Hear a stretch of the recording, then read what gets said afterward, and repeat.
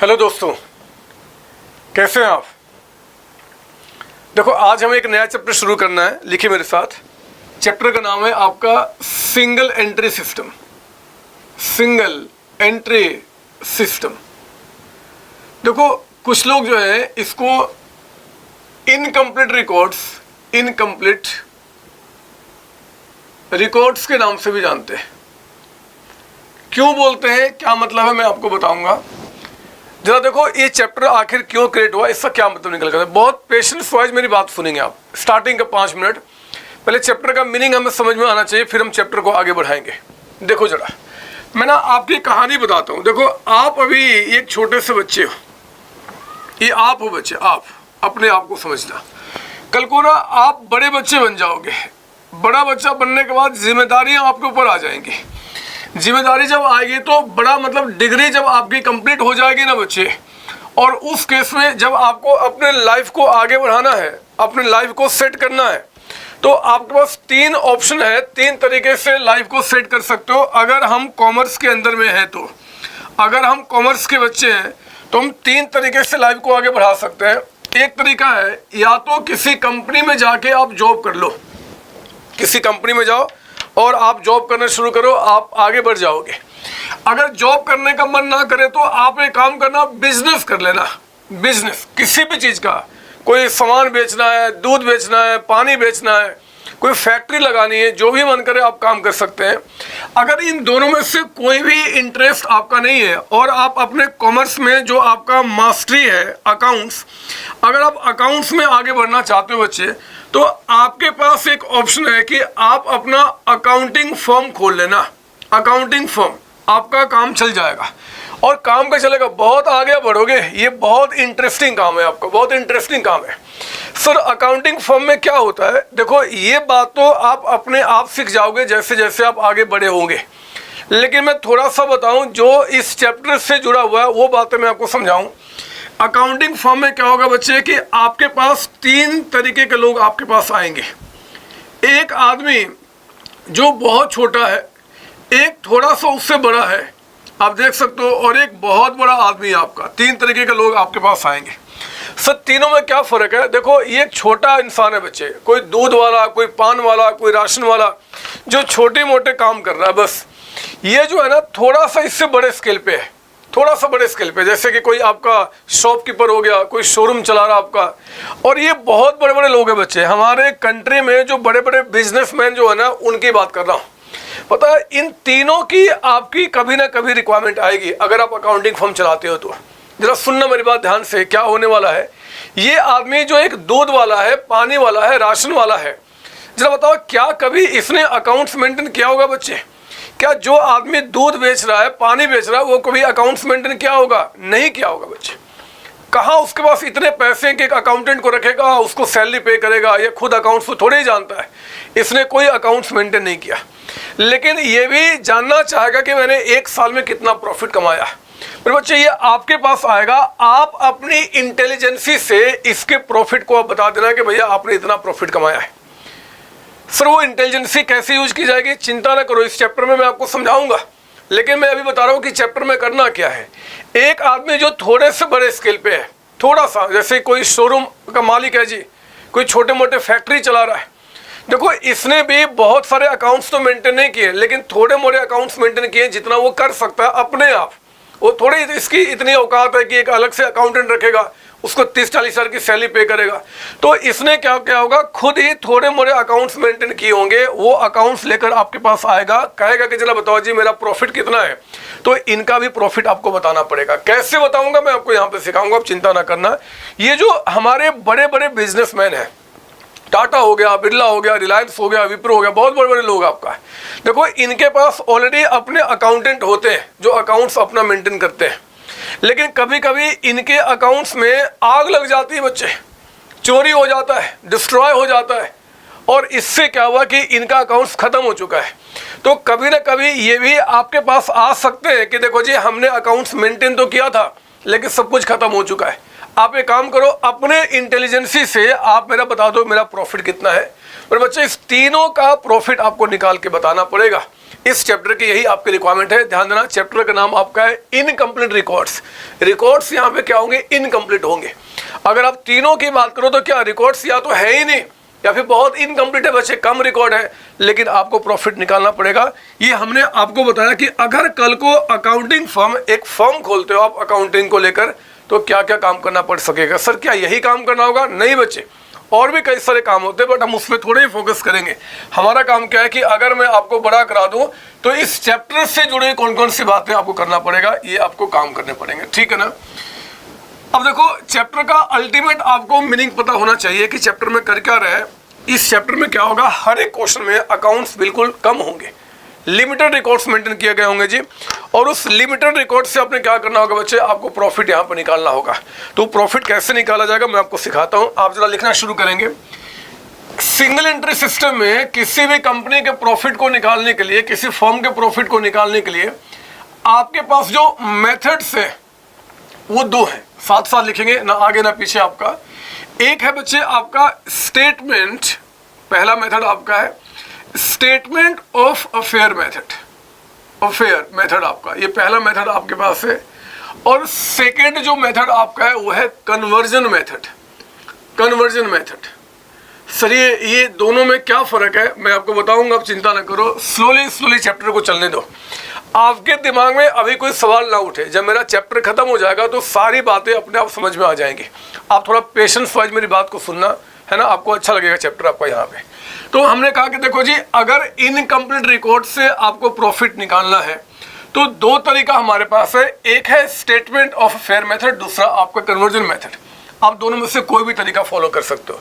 Sir दोनों में क्या फ़र्क है मैं आपको बताऊंगा, पहले याद रखना मैंने 3 तरीके के लोग आपको बताए थे, एक छोटा, एक एवरेज और एक बहुत बड़ा। मेरे बच्चे जनरली ये लोग जब आते हैं ना आपके पास, एक दूध वाला, राशन वाला, पानी वाला, तो इनके लिए आप क्या करते हो? इस मेथड को फॉलो करते हो।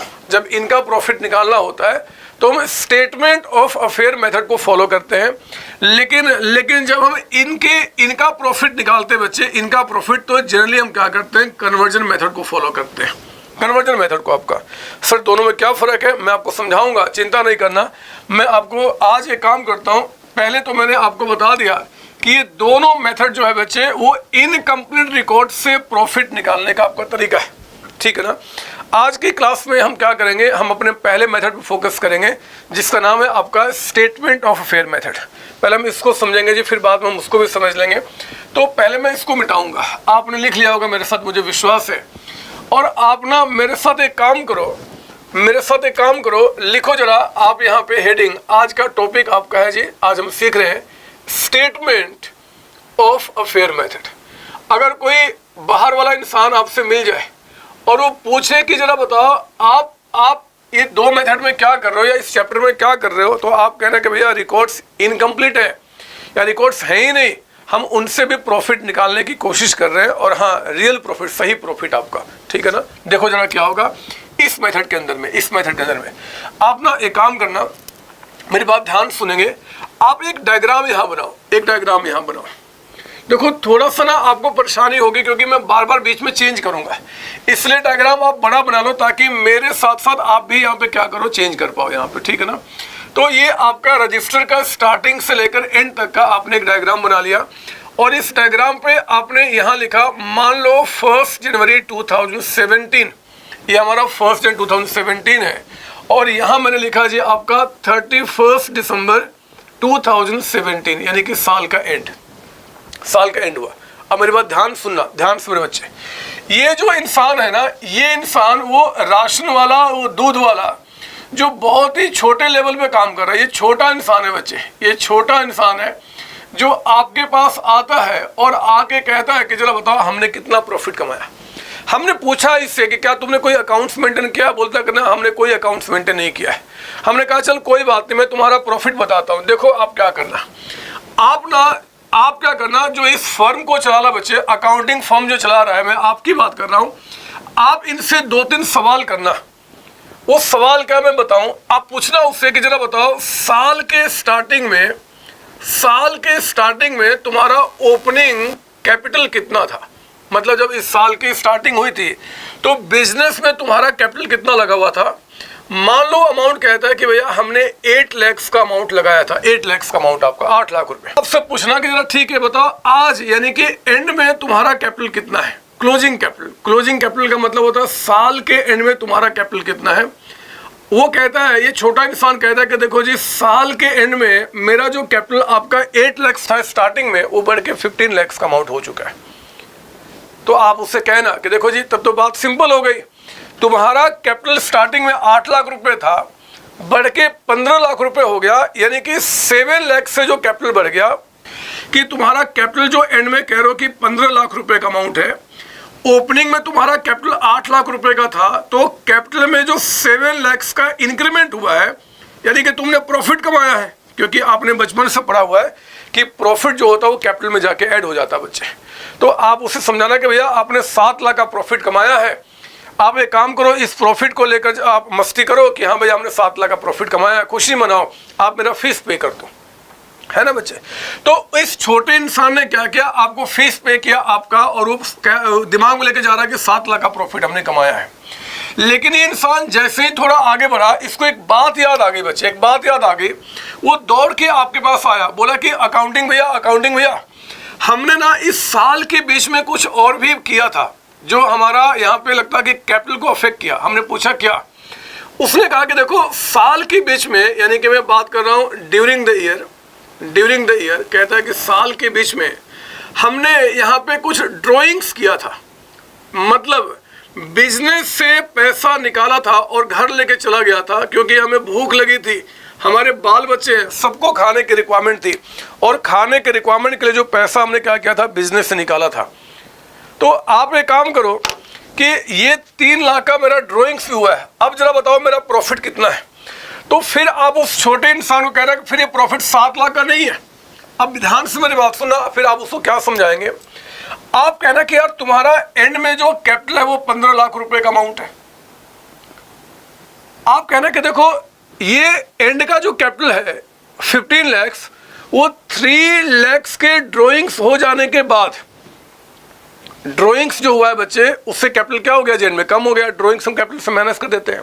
तो आप उसको समझाना कि अगर ये 3 लाख की ड्राइंग्स नहीं हुई रहती, अगर ये ड्राइंग्स ना हुआ रहता, तो एंड में जो तुम्हारा कैपिटल 15 लाख है ना, वो 3 लाख और होता, यानी कि 18 लाख का अमाउंट यहाँ पे होता, 18 लाख का अमाउंट। समझ लो मेरी बात, कोई बड़ी बात थोड़ी सिखा रहा हूँ जी, आप जानते हैं इस बात को यार। 15 लाख आप एंड में कैपिटल बता रहे हो, लेकिन तब जब 3 लाख की आप ड्राइंग्स कर चुके हो, अगर ये ड्राइंग्स ना हुआ होता तो फिर तुम्हारा कैपिटल एंड में कितना होता है, 18 लाख आपका। फिर आप कहना कि यार 18 लाख एंड में होता, स्टार्टिंग में जो तुम्हारा कैपिटल था वो 8 लाख का अमाउंट था, तो 8 लाख जो बढ़ के 18 हो गया, यानी कि आपने जो प्रॉफिट कमाया है वो 10 लाख का प्रॉफिट कमाया है, 10 लाख का, है ना बच्चे, 10 लाख का प्रॉफिट कमाया है।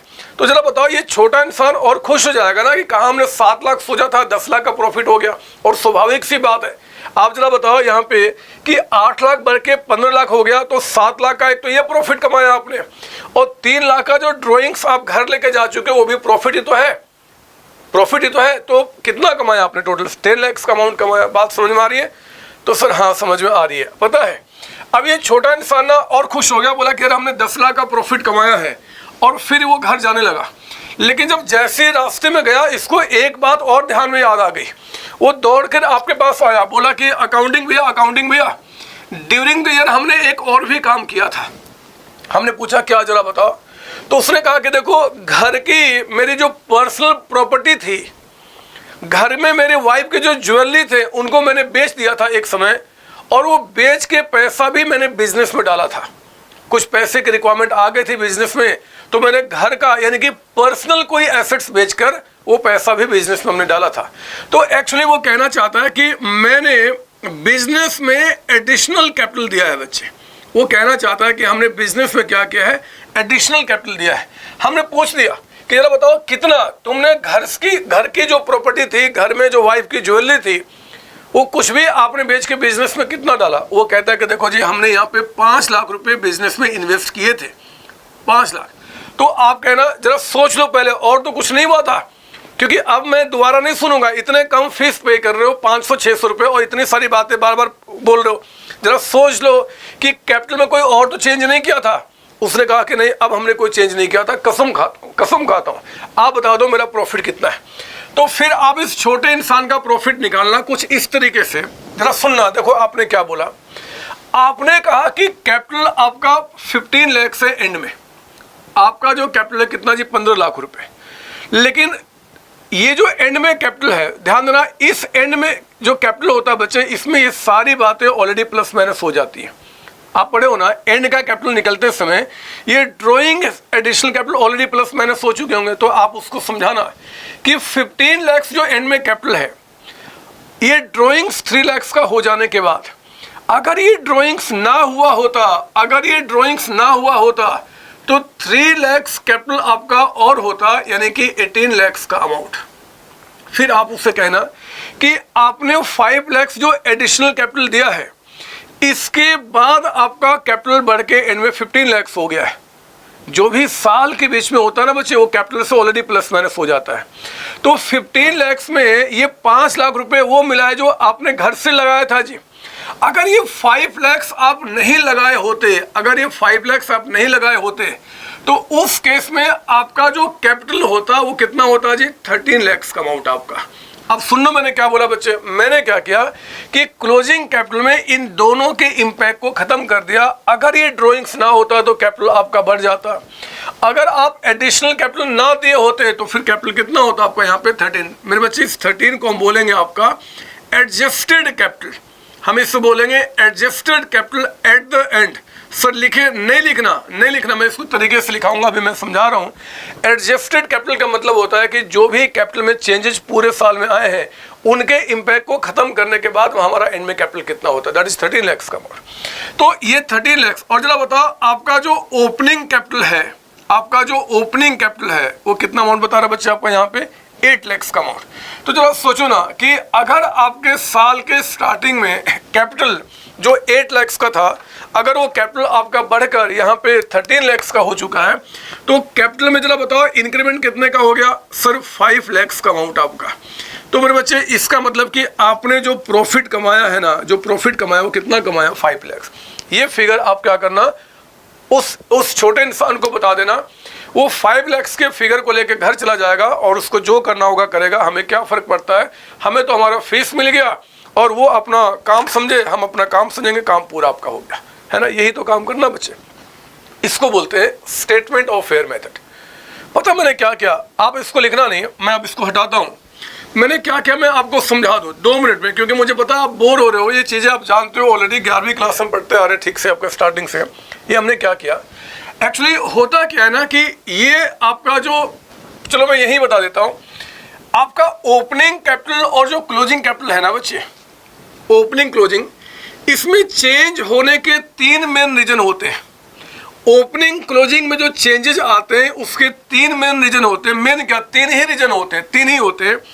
एक आपका ड्राइंग्स, एक आपका एडिशनल कैपिटल, और अब जो लिख रहा हूँ आपको नहीं लिखना, एक होता है आपका प्रॉफिट या फिर लॉस। आप याद कीजिए बचपन से आपने जितना अकाउंट सीखा है, आप कैपिटल में जो चेंजेस लाते हैं बच्चे, कैपिटल में जो प्लस माइनस करते हैं, वो 3 चीज़ें ही होती हैं, या तो आपका एडिशनल कैपिटल, या फिर आपका ड्राइंग्स, या फिर प्रॉफिट या लॉस।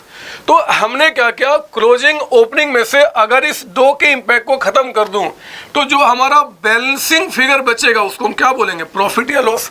अगर कैपिटल बढ़ गया तो प्रॉफिट कहूँगा और घट गया तो लॉस कहूँगा। बात समझ में आ रही है आपको सर? हाँ जी। तो मैं पता क्या करने वाला हूँ, इसी बात को, क्योंकि आप क्वेश्चन की कॉपी कर चुके हैं, एग्जाम्पल था मेरा, ये क्वेश्चन कोई नहीं था, इसकी कॉपी कर चुके हैं। अब मैं इसका सॉल्यूशन जो है ना आपको यहाँ से दिखाता हूँ कि आप एग्जाम में इसको कैसे लिखेंगे। लिखिए मेरे साथ यहाँ पे, सॉल्यूशन के अंदर में इसका सॉल्यूशन लिखेंगे। स्टेटमेंट लिखेंगे आप यहाँ पे, statement showing computation of profit, statement showing computation of profit oblique loss earned during the year. आपने अर्न ड्यूरिंग द ईयर, इस 1 साल में क्या प्रॉफिट या क्या लॉस कमाया है, उसको पता करने का मैं आपके पास एक स्टेटमेंट दिखाता हूँ। चेक कीजिए आप कैसे बनाएंगे। ये लिख रहे बच्चे, मेरे साथ लिखना आपको, मैं स्टेटमेंट दिखा रहा हूँ एग्जाम में कैसे लिखना है। आप पहले ना कैपिटल एट एंड, यानी कि जो आपका क्लोजिंग कैपिटल है आप उसको यहाँ रिकॉर्ड कीजिए। कितना अमाउंट है आपका? 15 लाख का अमाउंट। तो आपने क्या किया, 15 लाख का कैपिटल यहाँ पर रिकॉर्ड कर दिया। अब देखो इस प्रॉफिट लॉस को छोड़ के जो बाकी के 2 रीजन हैं आप उसके इम्पैक्ट को खत्म करो। मेरे शब्दों को सुनना ज़्यादा अच्छा लगेगा। हमने कहा कि 3 लाख की ड्रॉइंग्स होने के बाद कैपिटल आपका 15 है। अगर ये ड्रॉइंग्स ना हुआ रहता, अगर ये ड्रॉइंग्स ना हुआ होता तो उस केस में कैपिटल आपका ज़्यादा होता। तो ड्रॉइंग्स जो आपका है during the year, drawings during the year, मेरे बच्चे इस ड्रॉइंग्स को आप क्या करें, इस 3 लाख को यहाँ पे लाके आप ऐड करते। सुन लो मेरी बात, मैं कुछ भी नहीं बता रहा। कैपिटल जब एंड का हम लेकर आते हैं ओपनिंग से तो ड्रॉइंग्स को माइनस करते, तो मैंने उसको ऐड कर दिया जी, इम्पैक्ट खत्म हो गया। और एडिशनल कैपिटल देने से कैपिटल बढ़ गया है। हमने कहा कि अगर ये एडिशनल कैपिटल ना हुआ रहता, अगर ये एडिशनल कैपिटल ना हुआ रहता, लिख रहे हैं आप, एडिशनल कैपिटल आपका जो ड्यूरिंग द ईयर है, अगर ये ना होता ड्यूरिंग द ईयर, तो उस केस में लिखेंगे यहाँ पे ड्यूरिंग द ईयर ना होता। कितना अमाउंट है जी? 5 लाख।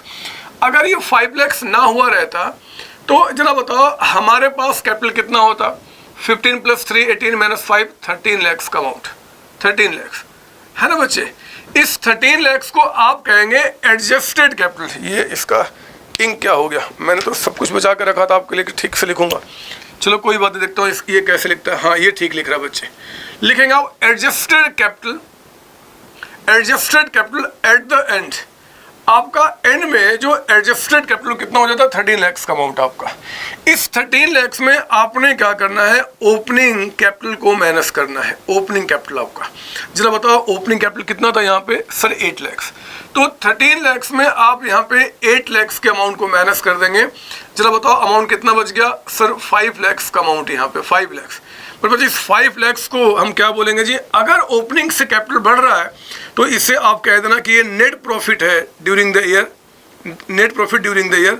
और अगर ये कम हो जाता तो मैं इसको क्या बोलता जी? लॉस कह देता। अगर कैपिटल आपका कम होता तो मैं क्या करता? लॉस करता। लो, क्वेश्चन खत्म हो गया, क्वेश्चन खत्म हो गया। आप बताओ इस क्वेश्चन में क्या दम है? ये टॉपिक तो मुझे लग रहा है कि आज मैं सिर्फ समय बर्बाद करूंगा आपका, कुछ है नहीं पढ़ाने के लिए। आप घर में 2 मिनट का समय लगा लोगे ना तो अपने आप ही समझ में आ जाएगा। आज मैं पूरे क्लास में सिर्फ आपको बेवकूफ़ बनाऊंगा और कुछ भी नहीं। आप कहो तो मैं इसको मिटा दूं क्या? सर हाँ मिटा दो। सर एक बात बताओ ना, आप तो बड़े स्मार्ट हो, आप ना गेम खेल लो हमारे साथ। आपने ये समझाया ठीक है, लेकिन इसको स्टेटमेंट ऑफ अफेयर मेथड क्यों बोलते हैं सर? ये तो आपने बताया नहीं। बताएंगे बच्चे, अब चिंता ना करो। मैंने कहा ना आज की क्लास जो है वो बहुत आपको अच्छा लगेगा जब क्लास खत्म हो जाएगी। तो आप बस पेशेंस वाइज मेरे साथ सुनते रहना। अगर आपका पेशेंस बीच में लूज हो गया और आपने कहा कि क्लास तो बोरिंग है, मुझे आगे नहीं पढ़ना, तो आप बहुत बड़ी भूल करोगे बच्चे, आपका बहुत बड़ी भूल करोगे। आपको बहुत ध्यान से मेरी बातें सुननी है। एक बात और बता दूं कि 11th क्लास से लेकर ऑनवर्ड जितनी पढ़ाई आपने की है उसमें अगर अकाउंट्स में कोई भी कमी है, कोई भी कमी है, तो मैं कसम खाता हूं वो कमी मैं इस चैप्टर में आपका दूर कर दूंगा। लेकिन बशर्ते कि आपको पेशेंस वाइज मेरी बात सुननी पड़ेंगी, है ना। इसमें ये चैप्टर जो है ना बच्चे, क्योंकि इनकम्प्लीट रिकॉर्ड्स, कुछ गलतियां हैं, कुछ रिकॉर्ड्स मेंटेन नहीं हुए, सबको ठीक करना होगा। मैं सब कुछ सिखाऊंगा और आप सच्ची बता रहा हूँ, सच्ची बता रहा हूँ, आपका अकाउंट्स पूरा का पूरा मैं स्ट्रॉन्ग कर दूंगा। इस चैप्टर पे पूरा मेरे साथ चलना, देखो आपको कितना मजा आएगा। मैं काम करूँ क्या, भाषण देने के बजाय क्वेश्चन करा दूं मैं, आपको अच्छा लगेगा। आप जरा आ जाओ मेरी बुक का क्वेश्चन नंबर 1 चेक करेंगे आप। क्वेश्चन नंबर 1 क्या बता रहा है, आओ जरा चेक करेंगे। क्वेश्चन नंबर 1 यहाँ पे मिला बच्चे? क्वेश्चन नंबर 1 निकालेंगे, जल्दी से देखिए अपने बुक में। और क्वेश्चन नंबर 1 निकालेंगे सिंगल एंट्री सिस्टम का। मिल गया सर? हाँ, ये CA नवंबर 2007 में IPCC लेवल में क्वेश्चन आया था बच्चे, 2 मार्क्स का, है ना। जो इनका आपका क्वेश्चन है 2 मार्क्स का। एक बार चेक करते हैं क्वेश्चन क्या है और हम कर पाते कि नहीं कर पाते। पढ़िए मेरे साथ क्वेश्चन नंबर 1, पढ़ेंगे आप जल्दी से फटाफट। देखो जरा क्वेश्चन नंबर 1 क्या बता रहा है। कहता है कि closing capital of mister A, closing capital and में वो कहता है कि 1,50,000 का अमाउंट है, 1.5 लाख का अमाउंट। फिर कहता है कि ऑन 1 4 2006, मतलब इस साल के स्टार्टिंग में उसका कैपिटल कहता है कि 60,000 था, this is opening capital. During the year कहता है he had drawn 40,000 for the domestic expense, domestic मतलब घर के लिए, तो घर के लिए उसने बिजनेस से 40,000 रुपये निकाला बच्चे, ये ड्राइंग्स है आपका, ये ड्राइंग्स कहा जाएगा। और he introduce 25,000 as additional capital in February 2007, यानी कि साल के बीच में उसने एडिशनल कैपिटल भी बिजनेस में डाला है। बोलता बताओ उसका प्रॉफिट कितना है। मुझे नहीं लगता कि मेरा कोई भी बच्चा जो इस क्वेश्चन को नहीं कर पाएगा, सभी कर जाएंगे। चलो स्टार्ट करो, सॉल्यूशन कर रहे हैं आप क्वेश्चन नंबर 1 का। लिखो यहाँ पे मेरे साथ, statement showing computation of profit oblique loss during the year. हमारे इस साल में क्या प्रॉफिट क्या लॉस हुआ है, इसको पता करने का मैं आपको एक यहाँ पे दिखा रहा हूँ स्टेटमेंट आपको पता है ना हम क्या करेंगे। लिखिए मेरे साथ यहाँ पे, क्लोजिंग कैपिटल। जरा पता करो क्वेश्चन में कि कैपिटल आपका जो क्लोजिंग यानी कि एंड का है वो कितना बता रहा है आपको। यहाँ पे बताओ ना कितना बता रहा है क्लोजिंग कैपिटल। सर वो 1,50,000, यहाँ लिखिए 150। मेरे बच्चे ओपनिंग से क्लोजिंग आते समय जिनको आप प्लस करते हो उसको माइनस कर दो, जिसको माइनस करते हो उसको प्लस कर दो, यानी कि उसका इम्पैक्ट खत्म कर दो।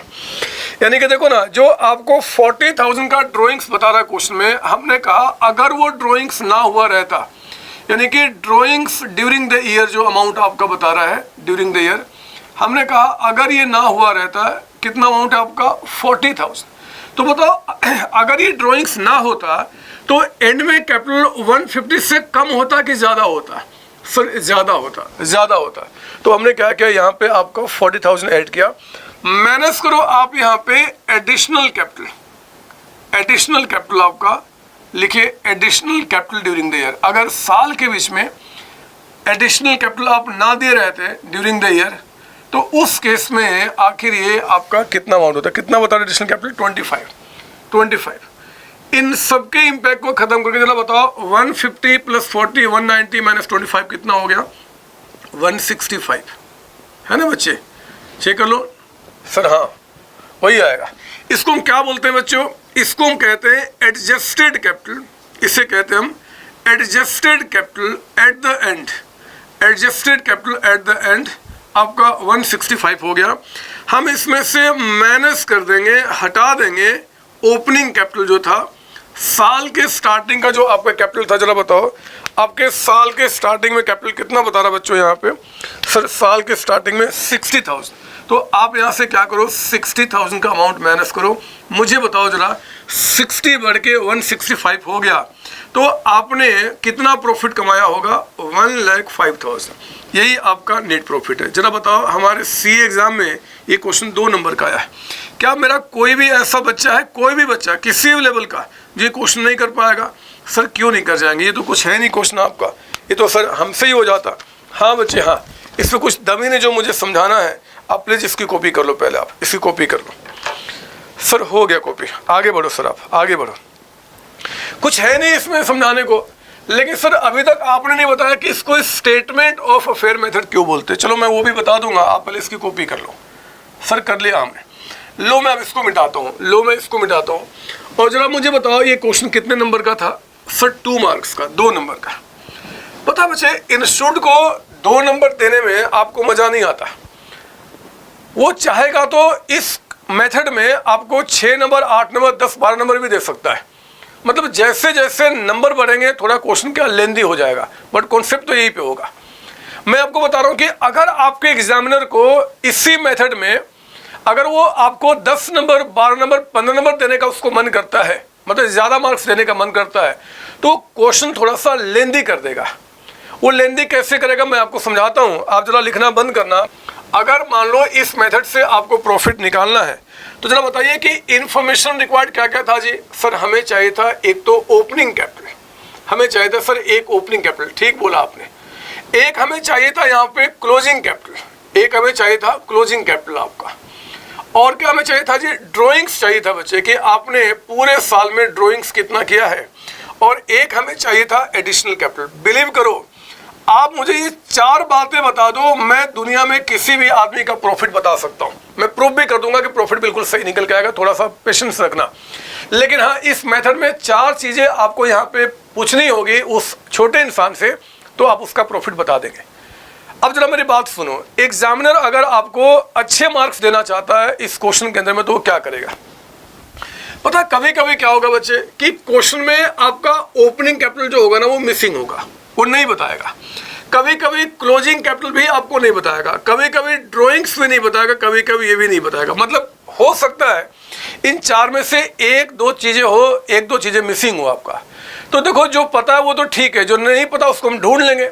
तो ढूंढना कोई बड़ी बात नहीं है, मैं सिखाऊंगा। अभी जिंदा हो ना बच्चे, आप चिंता ना करो, मैं सिखाऊंगा। लेकिन मेरी बात सुनो यहाँ पे कि कुछ एजम्पशन है जो इस चैप्टर में चलेंगे आपके साथ हमेशा किसी भी लेवल में।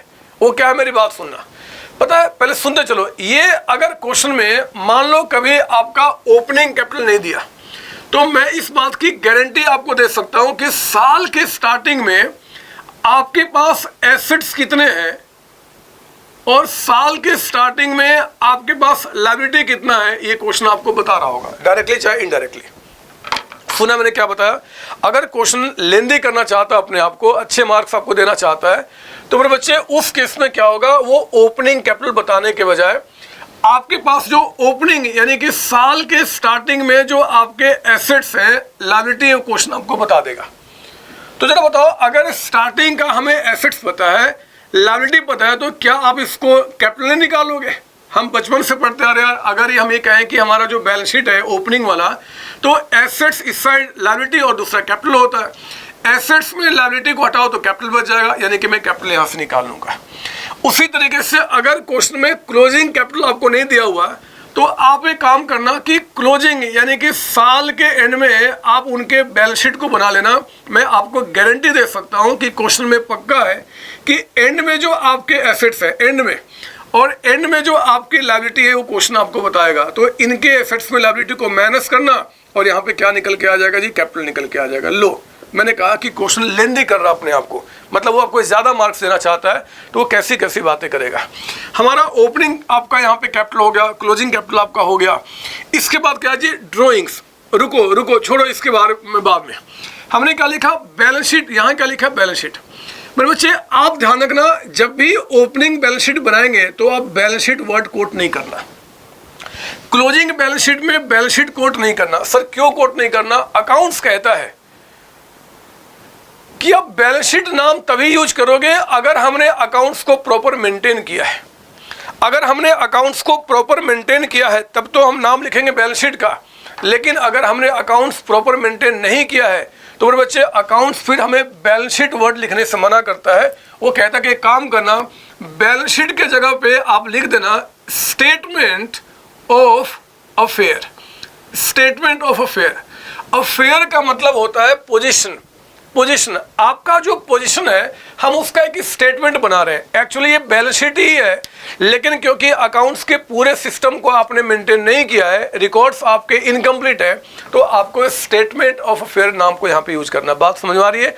उसी तरीके से क्लोजिंग बैलेंस शीट में बैलेंस शीट नहीं, हम क्या लिखेंगे जी, स्टेटमेंट ऑफ अफेयर आपका एंड का है ना। तो कोई बाहर वाला अगर पूछ दे कि जरा बताओ इसको हम SOA यानी कि स्टेटमेंट ऑफ अफेयर क्यों बोलते हो, तो कहना कि यार अगर आपने बैलेंस शीट तब नाम लिखते हो जब अकाउंट्स के पूरे सिस्टम को आपने मेंटेन किया है। अगर पूरे सिस्टम को मेंटेन नहीं किया है तो आप वहाँ पे स्टेटमेंट ऑफ अफेयर, हमारा जो अफेयर यानी कि जो पोजीशन है, हम कहेंगे कि सिर्फ उसका एक स्टेटमेंट बना रहे हैं। फिर एक सवाल उठ गया आपकी तरफ से, सर कभी भी मैं इसको बैलेंस शीट नहीं बोल सकता। हमने कहा कभी नहीं बोल सकते, कभी नहीं।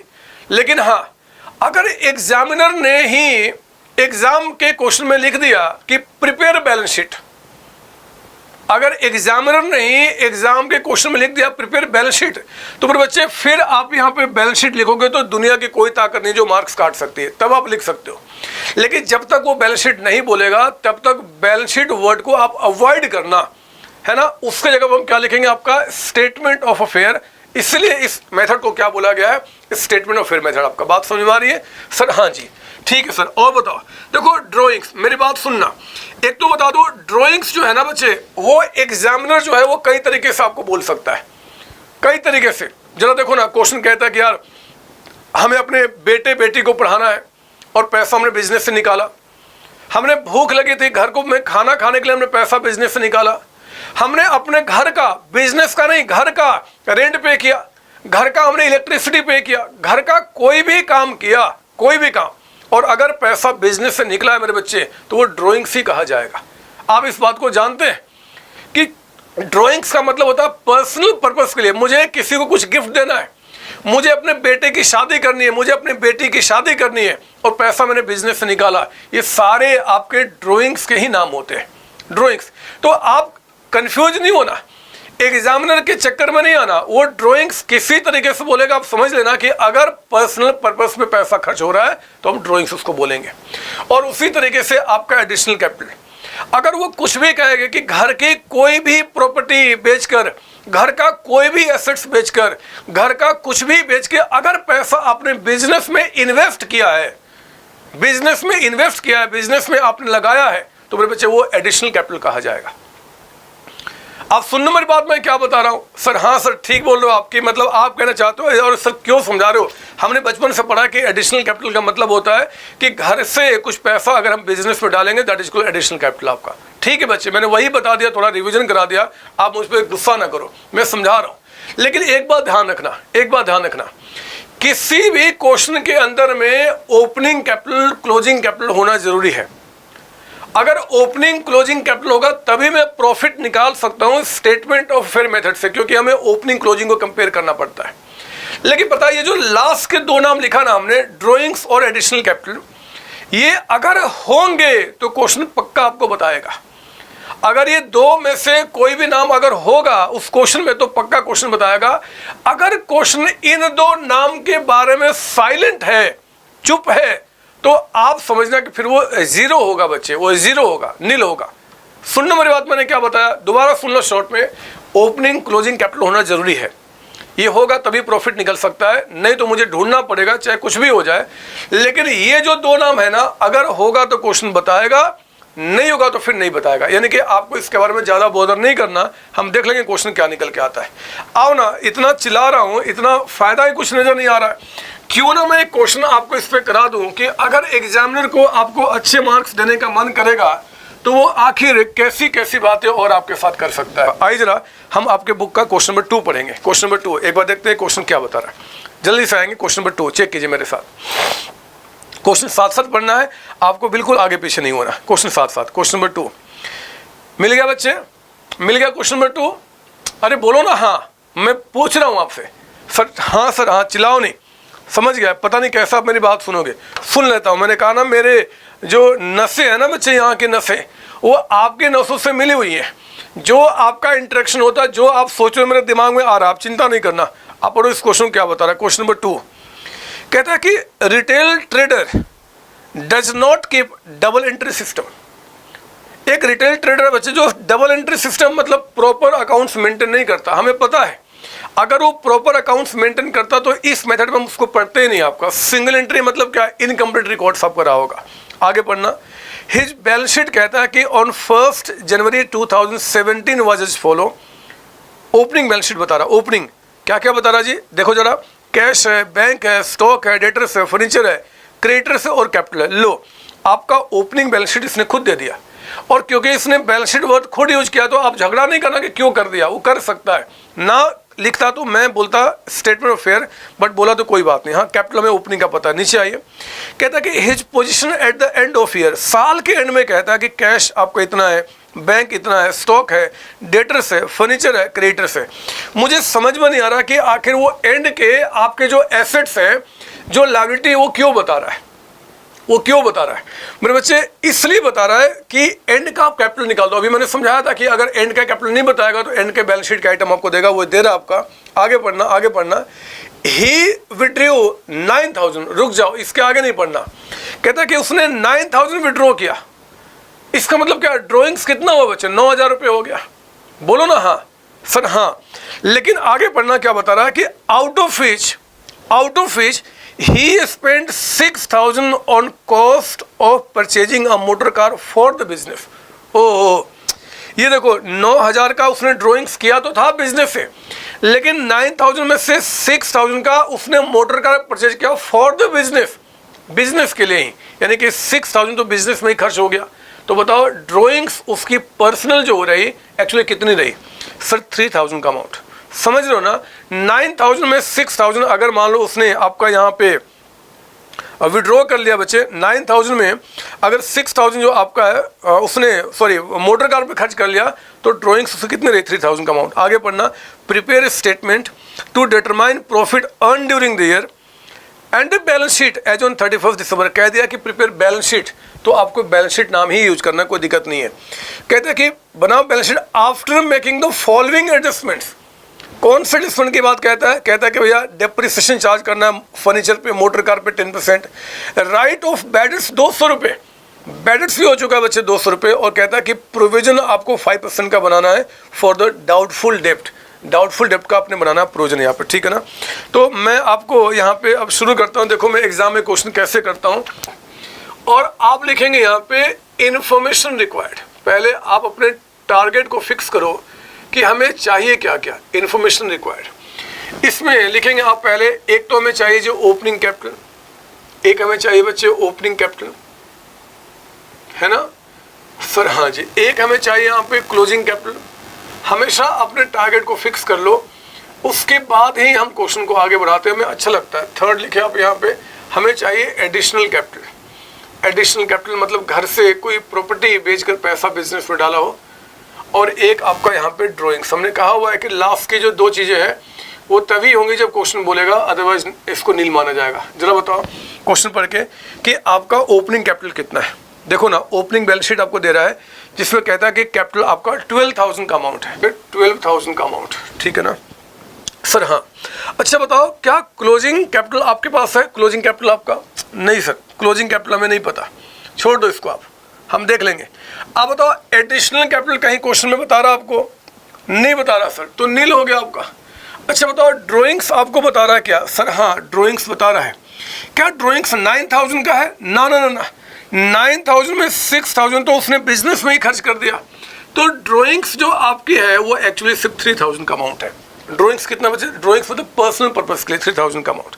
अब देखो ना, क्वेश्चन में क्लोजिंग कैपिटल मिसिंग है, तो मैं क्लोजिंग कैपिटल को पता करने के लिए मैं क्या करूंगा, यहाँ पे बनाऊंगा। ऐसे तो मैं लिखता है statement of affair, but question ने खुद कह दिया कि आप बनाओ बैलेंस शीट, तो मैं बैलेंस शीट नाम लिखने में नहीं हिचकूंगा। और बैलेंस शीट बना रहे हैं यहाँ पे एज ऑन 31 दिसंबर 2017, यानी कि साल के एंड का बच्चा। ये लीजिए, आपने साल के एंड का यहाँ पे बैलेंस शीट बनाया। हमारा मकसद होगा कि साल के एंड में जितने भी हमारे एसेट्स हैं, जितने भी हमारी लायबिलिटीज हैं, उनके क्लोजिंग बैलेंस को यहाँ पे लिखना, ताकि मैं यहाँ पे किसी तरीके से पता कर लूँ कि एंड का कैपिटल कितना है। देखो ना, आपको अच्छा लगेगा। बैलेंस शीट के बाद शुरू करो आप, जो आपको ऊपर के बैलेंस शीट दे रहा है ओपनिंग वाला, उसके बाद ठीक देखिए नीचे में क्या बता रहा है कि एंड में क्या क्या है जी, कैश इन हैंड। लिखो यहाँ पे एंड में जो आपका कैश इन हैंड है, कैश इन हैंड एंड में वो कहता है आपका यहाँ पे कितना अमाउंट है एंड में कैश, 4,000 का अमाउंट। तो आपने यहाँ लिखा जी 4,000 का अमाउंट है। फिर कहता है कि एंड में जो आपका बैंक है, बैंक वो कितना बता रहा हमें सर, 2,000, तो एंड में आपका 2,000 का अमाउंट, ध्यान से। फिर कहता है कि एंड में आपका जो स्टॉक है वो कहता है कि 5,500 का।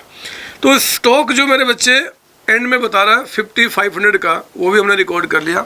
और चेक करो नीचे क्या बता रहा है एंड में आपको, यहाँ पे कहता है कि डेटर्स आपका 4,600 के हैं डेटर्स। लेकिन मेरे बच्चे काम करना, डेटर्स जो आपका है ना 4,600 का, उसको आप अंदर वाले कॉलम में लिखेंगे। आप अंदर वाले कॉलम में। सर क्यों अंदर वाले कॉलम में, क्यों? क्योंकि क्वेश्चन ने खुद कहा है बच्चे। जरा आप एक काम करो, नीचे से 4th लाइन पढ़ो आप, नीचे से 4th लाइन है, मतलब जहाँ ABC लिखा है, ठीक है, उसको ऊपर का लाइन कि कहता है कि prepare balance sheet as on 31 December after making the following adjustments.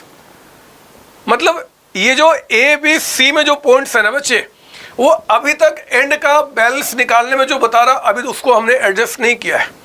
यानी कि ऊपर के लाइन में जो बैलेंसेज आपका बता रहा 4,600 डेटर्स का आपका है, इनमें अगर कुछ पॉइंट A, B या C में इससे जुड़ा हुआ है तो अभी तक हमने उसको एडजस्ट नहीं किया है, हमें उससे पहले एडजस्ट करना पड़ेगा। तो जरा चेक करो कौन सा ऐसा चीज़ दिख रहा है जो आपका यहाँ पे डेटर्स से जुड़ा हुआ है ABC पॉइंट में। सर पॉइंट नंबर B, वो कहता है कि राइट ऑफ बैडेट्स 200 रुपीज़, आपका 200 रुपये का बैडेट्स हो चुका है। तो एक काम करना, अगर 4,600 में से 200 रुपये डूब गए हैं बच्चे, तो आपने क्या करना है कि 200 का अमाउंट हमने यहाँ से माइनस कर देना। बताओ यहाँ कितना बच गया आपका, अभी अंदर में लिखो 4400। सर अंदर में क्यों, क्योंकि अभी आगे यहाँ पे कह रहा है, ध्यान सुनना यहीं पे पॉइंट नंबर सी में, कि हमें 5% का एक प्रोविज़न भी बनाना है फॉर डाउटफुल डेप्ट। हमें डाउट है बच्चे कि शायद इसमें से 5% और डूब जाएगा। तो आप याद कीजिए, बचपन में आपने पढ़ा है जब डेटर्स पे डाउट क्रिएट होते हैं, we create provision for doubtful डेप्ट।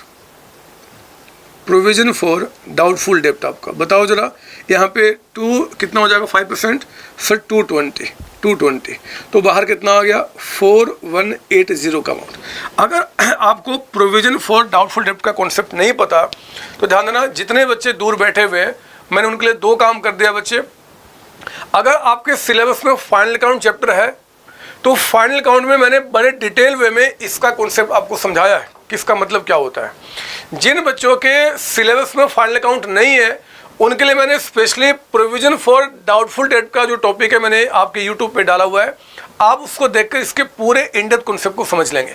मैंने पहले ही कहा कि इस चैप्टर में अगर आपको मास्टरी करना है तो कोई भी कॉन्सेप्ट आपका ख़राब नहीं होना चाहिए, आपको वहाँ बातें अच्छी तरीके से समझ में आ जाएंगे।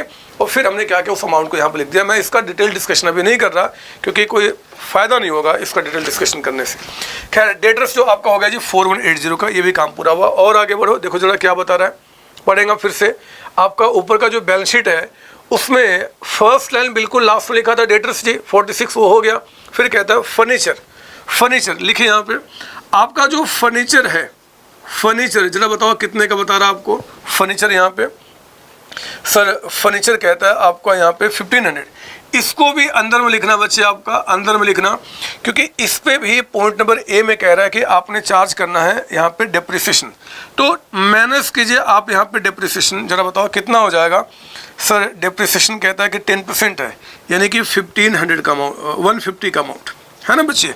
1500 रुपये का फर्नीचर था, आपका 10% से डेप्रिशिएट हो गया। तो जरा बताओ ये कितना बच गया आपका 1350 का अमाउंट, आपका 1350 रुपये। और आगे बढ़ता हूँ, क्या बता रहा आपको यहाँ पे, वो कहता है आपका क्रेडिटर्स है 6000 का। तो देखो एंड में जो क्रेडिटर्स हो यहाँ चला गया, एंड का आपका क्रेडिटर्स कितना बता रहा अमाउंट यहाँ पे 6000 का। एंड की सारी बातें रिकॉर्ड करूँगा तब एंड का कैपिटल निकल के आएगा। आगे पढ़ना, उसने 9000 की ड्रॉइंग्स की थी, 9000 में उसने 6000 मोटर कार परचेज किया फॉर द बिजनेस। आप मुझे बताओ ना कि साल के बीच में अगर मान लो मैं कोई एसेट्स एक्वायर करता हूँ मोटर कार जैसे आपका, तो क्या वो एंड के बैलेंस शीट में आएगा कि नहीं आएगा? आएगा सर, आएगा। साल के बीच में हम कुछ भी परचेज करेंगे तो पक्का है कि आपका क्लोजिंग बैलेंस शीट में वो दिखेगा। यानी कि आपने क्या करना है, वो मोटर कार भी यहाँ पर लेकर आना है। मोटर कार जरा बताओ कितने का था अमाउंट मोटर कार? सर 6000 का था, 6000 का। तो अब 6000 इसको भी अंदर में लिखो, क्योंकि इस पे भी कह रहा है कि आपने डेप्रिसिएशन चार्ज करना है। क्वेश्चन कहता है कि भैया आपने इस पे भी चार्ज करना है। जरा क्वेश्चन पढ़ के बताओ कितना डेप्रिसिएशन आपका यहाँ पे, कितना 10%। तो जरा बताओ आपका 6000 का 10% कितना हो जाएगा? 600 माइनस कीजिए और अमाउंट बाहर कितना चला गया 5400 के। पता है मेरा क्या मकसद है? मैं एक एक एसेट्स और एक एक लायबिलिटी का क्लोजिंग बैलेंस पता कर रहा हूँ। अगर मैं सबका क्लोजिंग बैलेंस पता कर लूँ तो क्लोजिंग एसेट्स में क्लोजिंग लायबिलिटी माइनस करके क्लोजिंग कैपिटल मेरा निकल जाएगा।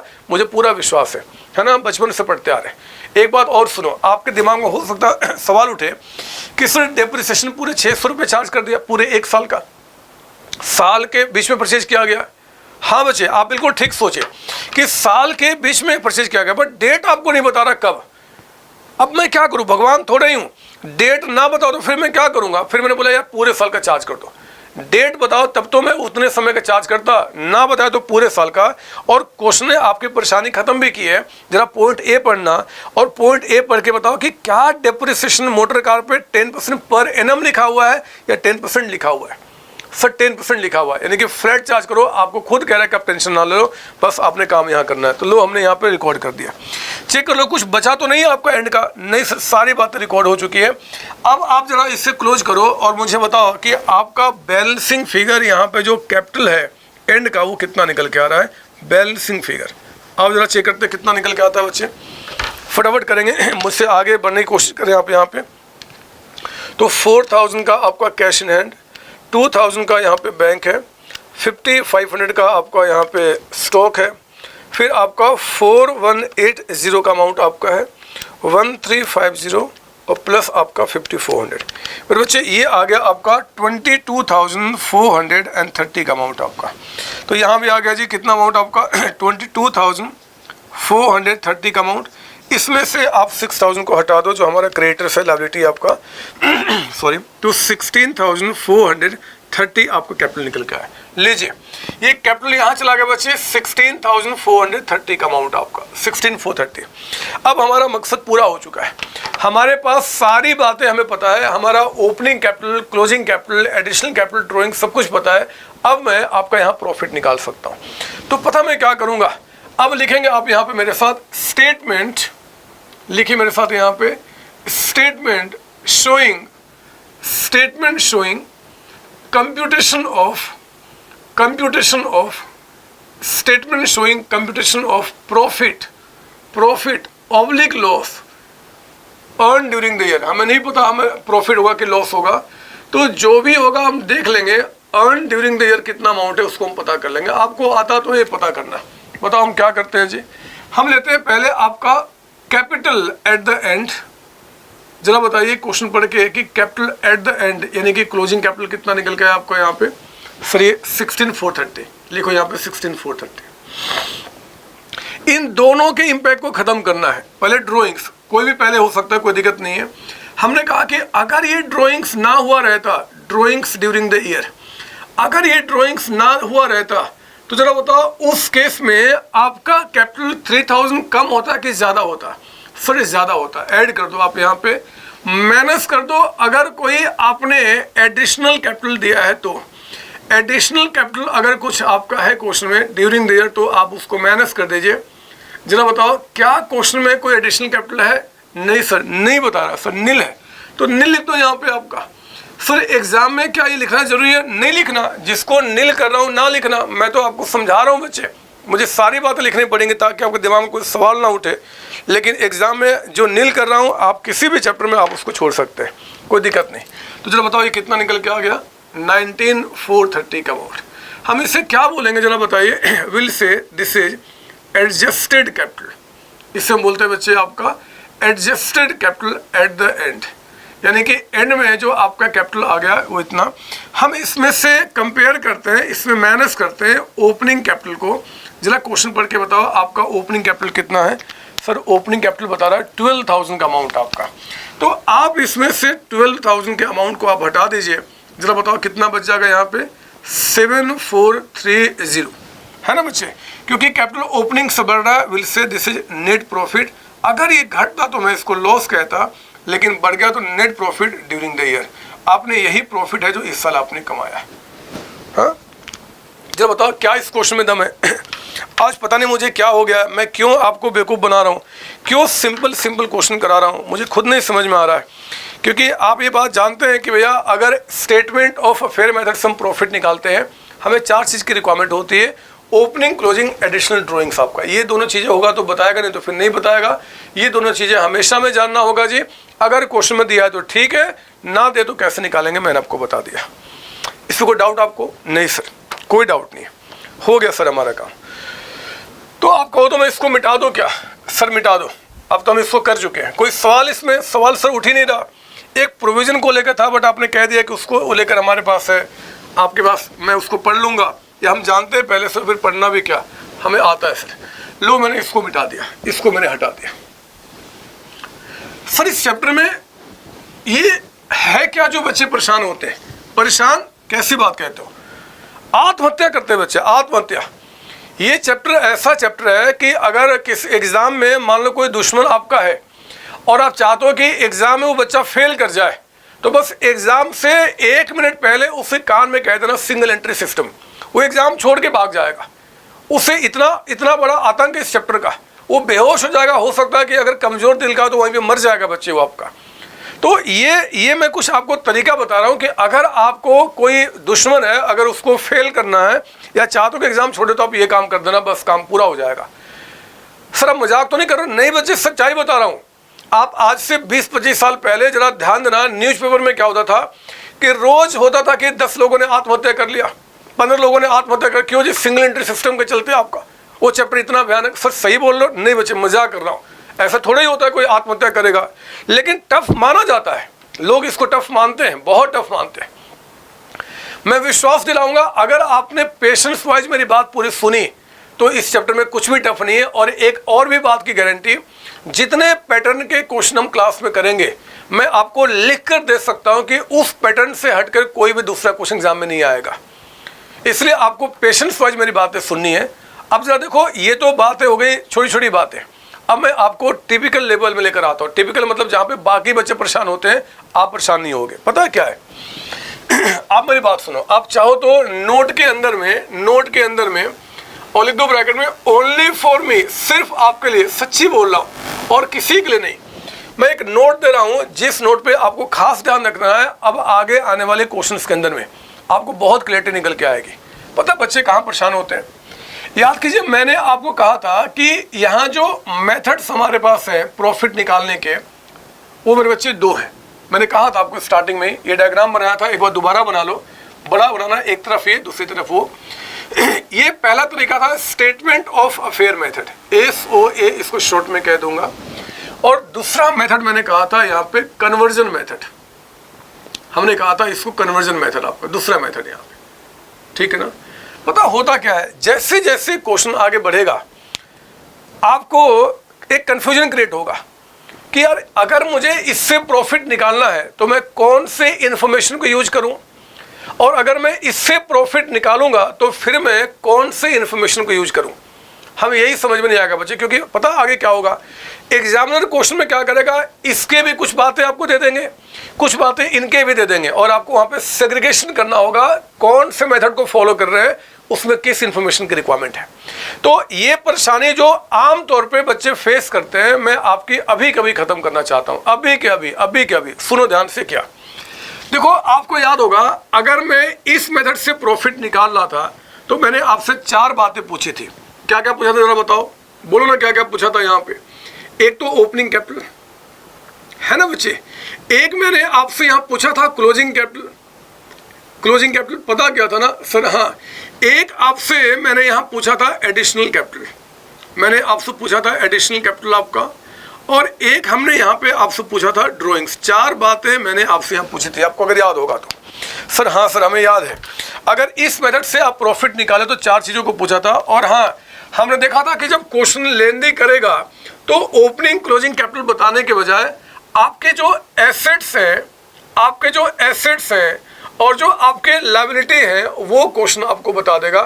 तो मैंने कहा था कि इसमें से इसको माइनस करके ओपनिंग कैपिटल भी निकाल सकते हैं और क्लोजिंग भी निकाल सकते हैं। Opening assets minus opening liability opening capital हो जाएगा, closing assets minus closing liability आपका क्लोजिंग कैपिटल होगा। ये 2 बातें आप जानते हैं, इनके बारे में मैंने कहा था अगर क्वेश्चन होगा तो बताएगा, नहीं तो फिर नहीं बताएगा, आपको चिंता नहीं करना। ये बातें हो गई, ये था SOA मेथड। मेरे बच्चे, अगर कन्वर्जन मेथड से प्रॉफिट निकालते हो ना, जो अभी तक मैंने आपके साथ डिस्कस नहीं किया है, इसमें नाम ही कहता है कि कन्वर्जन। ध्यान दीजिए, मैंने आपको कहा था स्टार्टिंग में कि जो थोड़े बड़े स्केल के लोग होते हैं ना बच्चे, वो आपके पास आते हैं जिनका अकाउंट्स डिस्ट्रॉय हो गया है, आपका आग लग गई, सब कुछ खत्म हो गया, या उन्होंने थोड़े बड़े अकाउंट्स अपने बना के रखे हैं। वो कहते हैं कि भैया आप एक काम करो, मेरा जो इनकम्प्लीट रिकॉर्ड्स है ना, इनकम्प्लीट, आप उसको पहले कंप्लीट रिकॉर्ड में कन्वर्ट करो। बहुत ध्यान से मेरी बात सुनेंगे। जो मेरा इनकम्प्लीट रिकॉर्ड्स है, आप इसको पहले कंप्लीट रिकॉर्ड्स में कन्वर्ट करो, यानी कि प्रॉपर मेरा अकाउंटिंग करो। और वो कहते हैं कि कंप्लीट में कन्वर्ट करने के बाद प्रॉफिट को निकालने के लिए आपको मेरा trading account and profit loss account बनाना है। Profit loss account, trading account and profit loss account बनाना, और इसको बनाकर आप मेरा प्रॉफिट निकाल देना। ध्यान दीजिए, ये आपका कन्वर्जन मेथड कहता है कि अगर आपको कन्वर्जन मेथड से प्रॉफिट निकालना है तो ध्यान दीजिए यहाँ पे कि आपको प्रॉपर तरीके से trading and profit loss account बनाना पड़ेगा। आप जरा याद करो, आपको सिखाया गया बचपन में कि trading and profit loss account दोनों की इकट्ठा बात करता हूँ। इसमें यहाँ पे हम क्या रिकॉर्ड करते हैं जी? एक्सपेंसेस। और यहाँ क्या रिकॉर्ड करते हैं बच्चे? आपका रेवेन्यू यानी कि इनकम। रेवेन्यू यानी कि इनकम में एक्सपेंस को माइनस करके आप यहाँ पे प्रॉफिट को निकालते हैं। आप याद कीजिए, ट्रेडिंग प्रॉफिट लॉस अकाउंट आपने बचपन में सीखा हुआ है है ना, हम यहाँ दोबारा उसको देख लेंगे जी आपका। तो उस ट्रेडिंग प्रॉफिट लॉस अकाउंट में जब हम आपका प्रॉफिट निकालते हैं बाय कन्वर्जन मेथड, तो हम ट्रेडिंग प्रॉफिट लॉस अकाउंट को बनाते हैं। आप बड़े ध्यान से देखो, इस मेथड में यहाँ पे कोई भी हमने एक्सपेंस इनकम की बात नहीं की। और अगर आप और ध्यान दोगे तो जितने सारे आइटम मैंने यहाँ पर रिकॉर्ड किए ना बच्चे, ये सारे आइटम जो है, सारे जो इन्फॉर्मेशन है वो आपके बैलेंस शीट से निकल कर आते हैं, बैलेंस शीट से, है ना। बैलेंस शीट में ही आपका एसेट्स होगा, लायबिलिटी आपका होगा, इससे निकल के आएगा बैलेंस शीट से आपका। लेकिन यहाँ पे जो आप इन्फॉर्मेशन यूज कर रहे हो, आपके एक साल के जो हमारे एक्सपेंसेज है, हमारे रेवेन्यू यानी कि जो इनकम है, हम उससे प्रॉफिट निकाल रहे हैं। इस बात की गारंटी है कि प्रॉफिट आप इससे निकालो चाहे इससे निकालो, both will give the same answer, दोनों से सेम, क्योंकि एक ही काम करने के दो तरीके हैं। तो मैं ज़्यादा समय बर्बाद करने के बजाय ना, मैंने खास आपके लिए बच्चे क्वेश्चन बनाया हुआ है। एक बार जरा वो क्वेश्चन देखते हैं, उस क्वेश्चन को करने के बाद 99% आपके दिमाग में इस बात की क्लियरिटी आ जाएगी कि हमें यहाँ पे किस इन्फॉर्मेशन को यूज करना और यहाँ पे क्या हमने यूज करना है। आप चिंता नहीं करना। जरा आओ मैं आपको दिखाऊं ये क्वेश्चंस कैसे निकल के आएगा। आपको पेशेंस वाइज मेरी बातें सुननी है और ध्यान देना, आपको अच्छा लगना शुरू हो जाएगा। जरा आप अपने बुक में आइए, क्वेश्चन नंबर 18 क्वेश्चन आपका, है ना। कई एग्जाम में ये क्वेश्चन आ चुके बच्चे, कई एग्जाम में, और यहाँ से एग्जामिनर आपका चेक करता है कि सचमुच में बच्चे के पास कॉन्सेप्ट है कि नहीं। तो मैं आपको समझाऊंगा, थोड़ी सी आपके दिमाग में अगर वीकनेस है अकाउंट्स को लेकर, वो भी दूर होते चले जाएंगे, ठीक है ना। तो चलो आ जाओ 18 नंबर। सर बीच के क्वेश्चन नहीं कराऊंगा बच्चे, सारे क्वेश्चन कराऊंगा, आप चिंता ना करो। मैं इसको मिटा दूँ, लिख लिया आप लोगों ने, ये लिख लिया आप लोगों ने, इसको कॉपी करना था सर, हाँ हमने लिख दिया। तो लो मैं इसको हटाता हूँ और मैं आपको दिखाता हूँ कि दोनों ही मेथड में हम कैसे कैसे प्रॉफिट निकालेंगे। आपको अच्छा लगेगा, आपको अच्छा लगेगा। चलो मैं शुरू करता हूँ। आप एक काम करना, 18 क्वेश्चन को बहुत स्लोली मेरे साथ सुनना।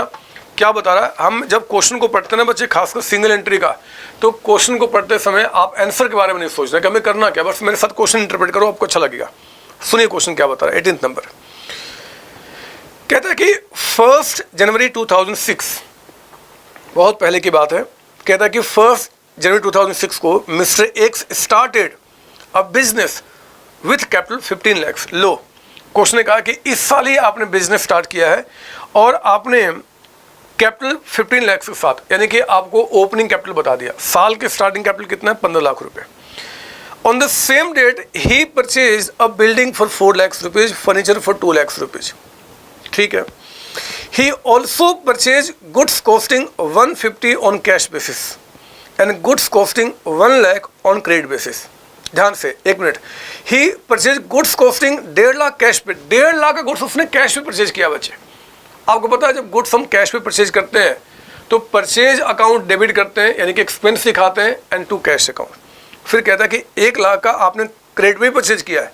तो जब क्रेडिट पे गुड्स परचेज किया तो परचेज एक्सपेंस बढ़ गया और क्रेडिटर्स बढ़ जाते हैं, ये बात आप जानते हैं। आगे पढ़ना, ही सोल्ड ऑल गुड्स, करेंगे आप अंडरलाइन ऑल गुड्स को, कीजिए अंडरलाइन ऑल गुड्स को। ही sold all goods for 7.5 lakh रुपए।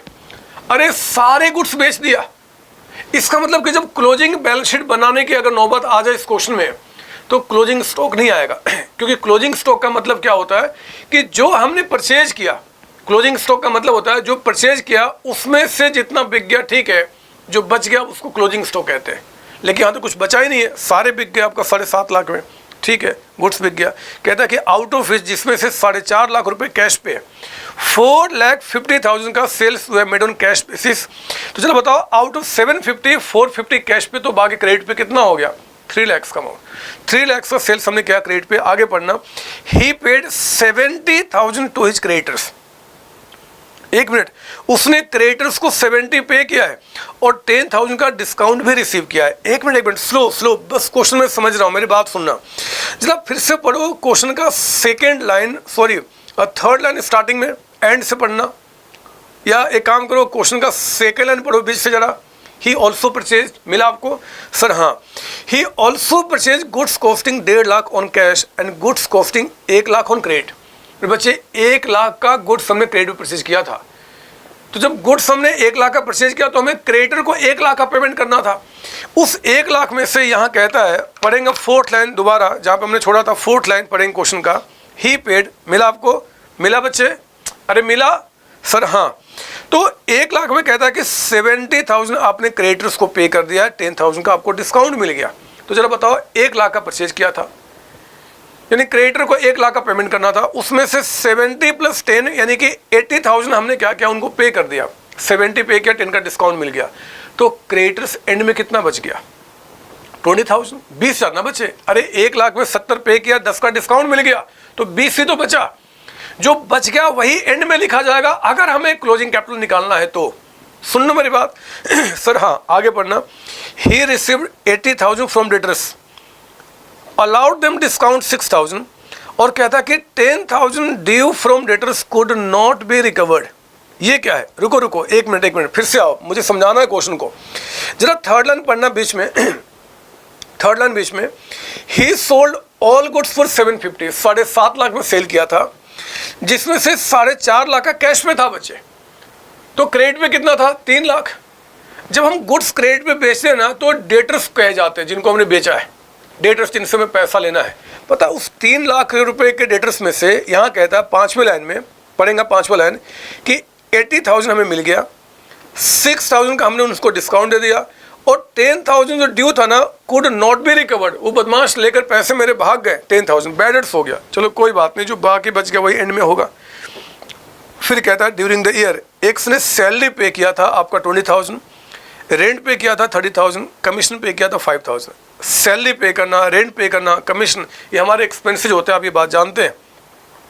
1 अक्टूबर 2006 को x had also taken a loan of 3 lakh from his bank. X ने एक लोन लिया था बच्चे 3 लाख का बैंक से एट 10% पर एनम। ठीक है, कब लिया था? 1 अक्टूबर को। कहता है कि interest had not yet been paid, अभी तक उसका इंटरेस्ट पे नहीं हुआ है। देख लेंगे, आप आगे बढ़ो। 1 दिसंबर को he further introduced 1 lakh as is capital, this is additional capital. मैंने कहा था एडिशनल कैपिटल ड्राइंग्स जब होगा तो क्वेश्चन पक्का बताएगा, नहीं तो फिर नहीं बताएगा। वो कह रहा कि 1 लाख आपने बिजनेस में एडिशनल कैपिटल दिया है जी दिसंबर में, और कहता है कि एंड ऑफ 2006 यानी कि एंड में सैलरी ड्यू है बट नॉट पेड, ड्यू है बच्चे लेकिन पे नहीं किया, कितना? 12,000। रेंट भी कहता है कि बकाया आपका 8,000, बोलता है कि डेप्रिशिएट करो फिक्स सेट्स फॉर 10%, और बोलता है कि calculate profit from various methods. बताओ ना कितने मेथड होते हैं सर? 2। कौन कौन से? SOA method, statement of fair, दूसरा कन्वर्जन मेथड। मेरे बच्चे दोनों से निकालना है, दोनों से। चलो मैं दोनों से निकालता हूँ, देखता हूँ क्या निकल के आएगा। आप मुझे पहले बताओ, मैं पहले SOA मेथड से निकाल दूँ या कि कन्वर्जन मेथड से? आप जिससे बोलोगे वही काम करूँगा। बोलो किससे मन कर रहा है? सर आप एक काम करना, SOA मेथड आपने हमें सिखा दिया है, तो पहले उससे निकाल दो, फिर आप कन्वर्जन से भी करा देना। चलो बच्चे, आप जो बोलेंगे वही काम करूँगा। मैं SOA यानी कि स्टेटमेंट ऑफ अफेयर मेथड से क्वेश्चन को सॉल्व करके आपको दिखाता हूँ, SOA मेथड से आपका, ठीक है ना? आपको पता है ना मैं इसमें क्या करता हूँ, पहले अपना टारगेट को फिक्स करता हूँ। लिखिए इन्फॉर्मेशन रिक्वायर्ड, हमें क्या क्या चीज़ें यहाँ पता करना होगा जी। तो मेरे बच्चे, एक तो हमें चाहिए ओपनिंग कैपिटल, साथ साथ लिखेंगे आप यहाँ मेरे साथ, आगे पीछे नहीं होना आपने सॉरी। ओपनिंग कैपिटल, एक हमें यहाँ पे चाहिए क्लोजिंग कैपिटल, क्लोजिंग कैपिटल, हमें एक चाहिए यहाँ पे एडिशनल कैपिटल, अगर ये होगा तो क्वेश्चन पक्का बताएगा, और एक हमें चाहिए ड्राइंग्स। तो 4th आइटम आपने लिखा है यहाँ पे ड्राइंग्स। इन चारों में से जो पता है हमें ठीक है, जो नहीं पता उसको मैं ढूंढ लूँगा, थोड़ा ही कुछ होता है। जरा बताओ क्या ओपनिंग कैपिटल बता रहा है? सर हाँ, 15 लाख का अमाउंट, बिल्कुल स्टार्टिंग में कह रहा है कि जब बिजनेस स्टार्ट किया था तो 15 लाख के कैपिटल के साथ स्टार्ट किया था। क्या क्लोजिंग कैपिटल बता रहा है? नहीं सर, ये हमें ढूंढना है, देख लूँगा मैं। चलो कोई बात नहीं। बताओ एडिशनल कैपिटल बता रहा है क्या? सर हाँ, वो नीचे से 3rd लास्ट लाइन में कह रहा है कि 1 लाख का आपने यहाँ पे एडिशनल कैपिटल दिया था, एडिशनल कैपिटल। अच्छा बताओ क्या ड्राइंग्स कहीं क्वेश्चन बता रहा है क्या? सर नहीं बता रहा, तो फिर नील है, आप चिंता नहीं करना, ये दोनों चीज़ें जब बताएगा तो है, नहीं बता तो फिर नहीं है आपका, है ना? हमारा काम पूरा हुआ। सिर्फ मेरे बच्चे हमारा जो टारगेट है ना वो एक जगह चला गया, कहाँ पे? Closing capital. अगर मैं क्लोजिंग कैपिटल को किसी तरीके से पता कर दूँ ना तो मेरा क्वेश्चन कंप्लीट आपका हो जाएगा। तो चलो बताओ क्लोजिंग कैपिटल को पता करने के लिए आप यहाँ क्या बनाएंगे? तो फिर पता क्या करना, आप बनाना यहाँ पे स्टेटमेंट ऑफ अफेयर, और कब जी? एज ऑन 31 दिसंबर 2006 यानी कि साल के एंड में बच्चे, हम साल के एंड में हमारे जो एसेट्स लायबिलिटीज है हम उनके पोजीशन को यहाँ पे आपके लिए पता कर रहे हैं कि साल के एंड में आखिर हमारा क्या पोजीशन है। मैं उसको यहाँ पे लिख दूँ, आपको यहाँ पे दिक्कत नहीं आनी चाहिए, बहुत ध्यान से चलूँगा। और आपको मेरे साथ थोड़ा जगह बना लूँ क्या, इस 1 लाख को यहाँ लिख देता हूँ मैं, ये हमारा 1 लाख था और 15 लाख को भी थोड़ा पास कर दूँ। आपने ऑलरेडी पास किया होगा, आपको कोई दिक्कत नहीं। मुझे थोड़ा बड़ा चाहिए, बड़ा बड़ा लिखने के लिए, समझो बड़ा बड़ा लिखूंगा तो पूरी बात समझ में आएगी।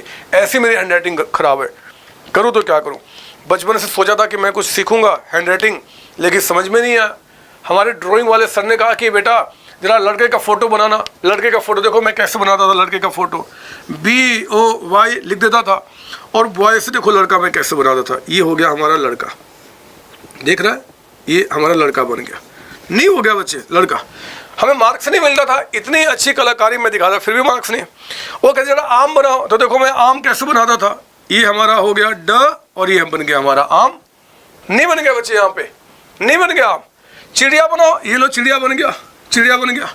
तो मैं अच्छी कलाकारी करता था, लेकिन कभी मेरे ड्राइंग्स टीचर ने मुझे ना प्रोत्साहित नहीं किया, हमेशा डांटा करते थे कैसे कैसे ड्राइंग करता है। और इसी खुन्नक में ड्राइंग्स मैंने छोड़ दी और मेरी हैंड राइटिंग खराब हो गई। मैं करूँ तो क्या करूँ, आज चाह कर भी सुधार नहीं पाता। बस छोड़ो ना, अकाउंट सीखना, ड्राइंग सब सीख के क्या करूँगा। आइए जरा मैं आता हूँ, हमने क्लोजिंग कैपिटल यहाँ पता करना है, क्लोजिंग कैपिटल आपका।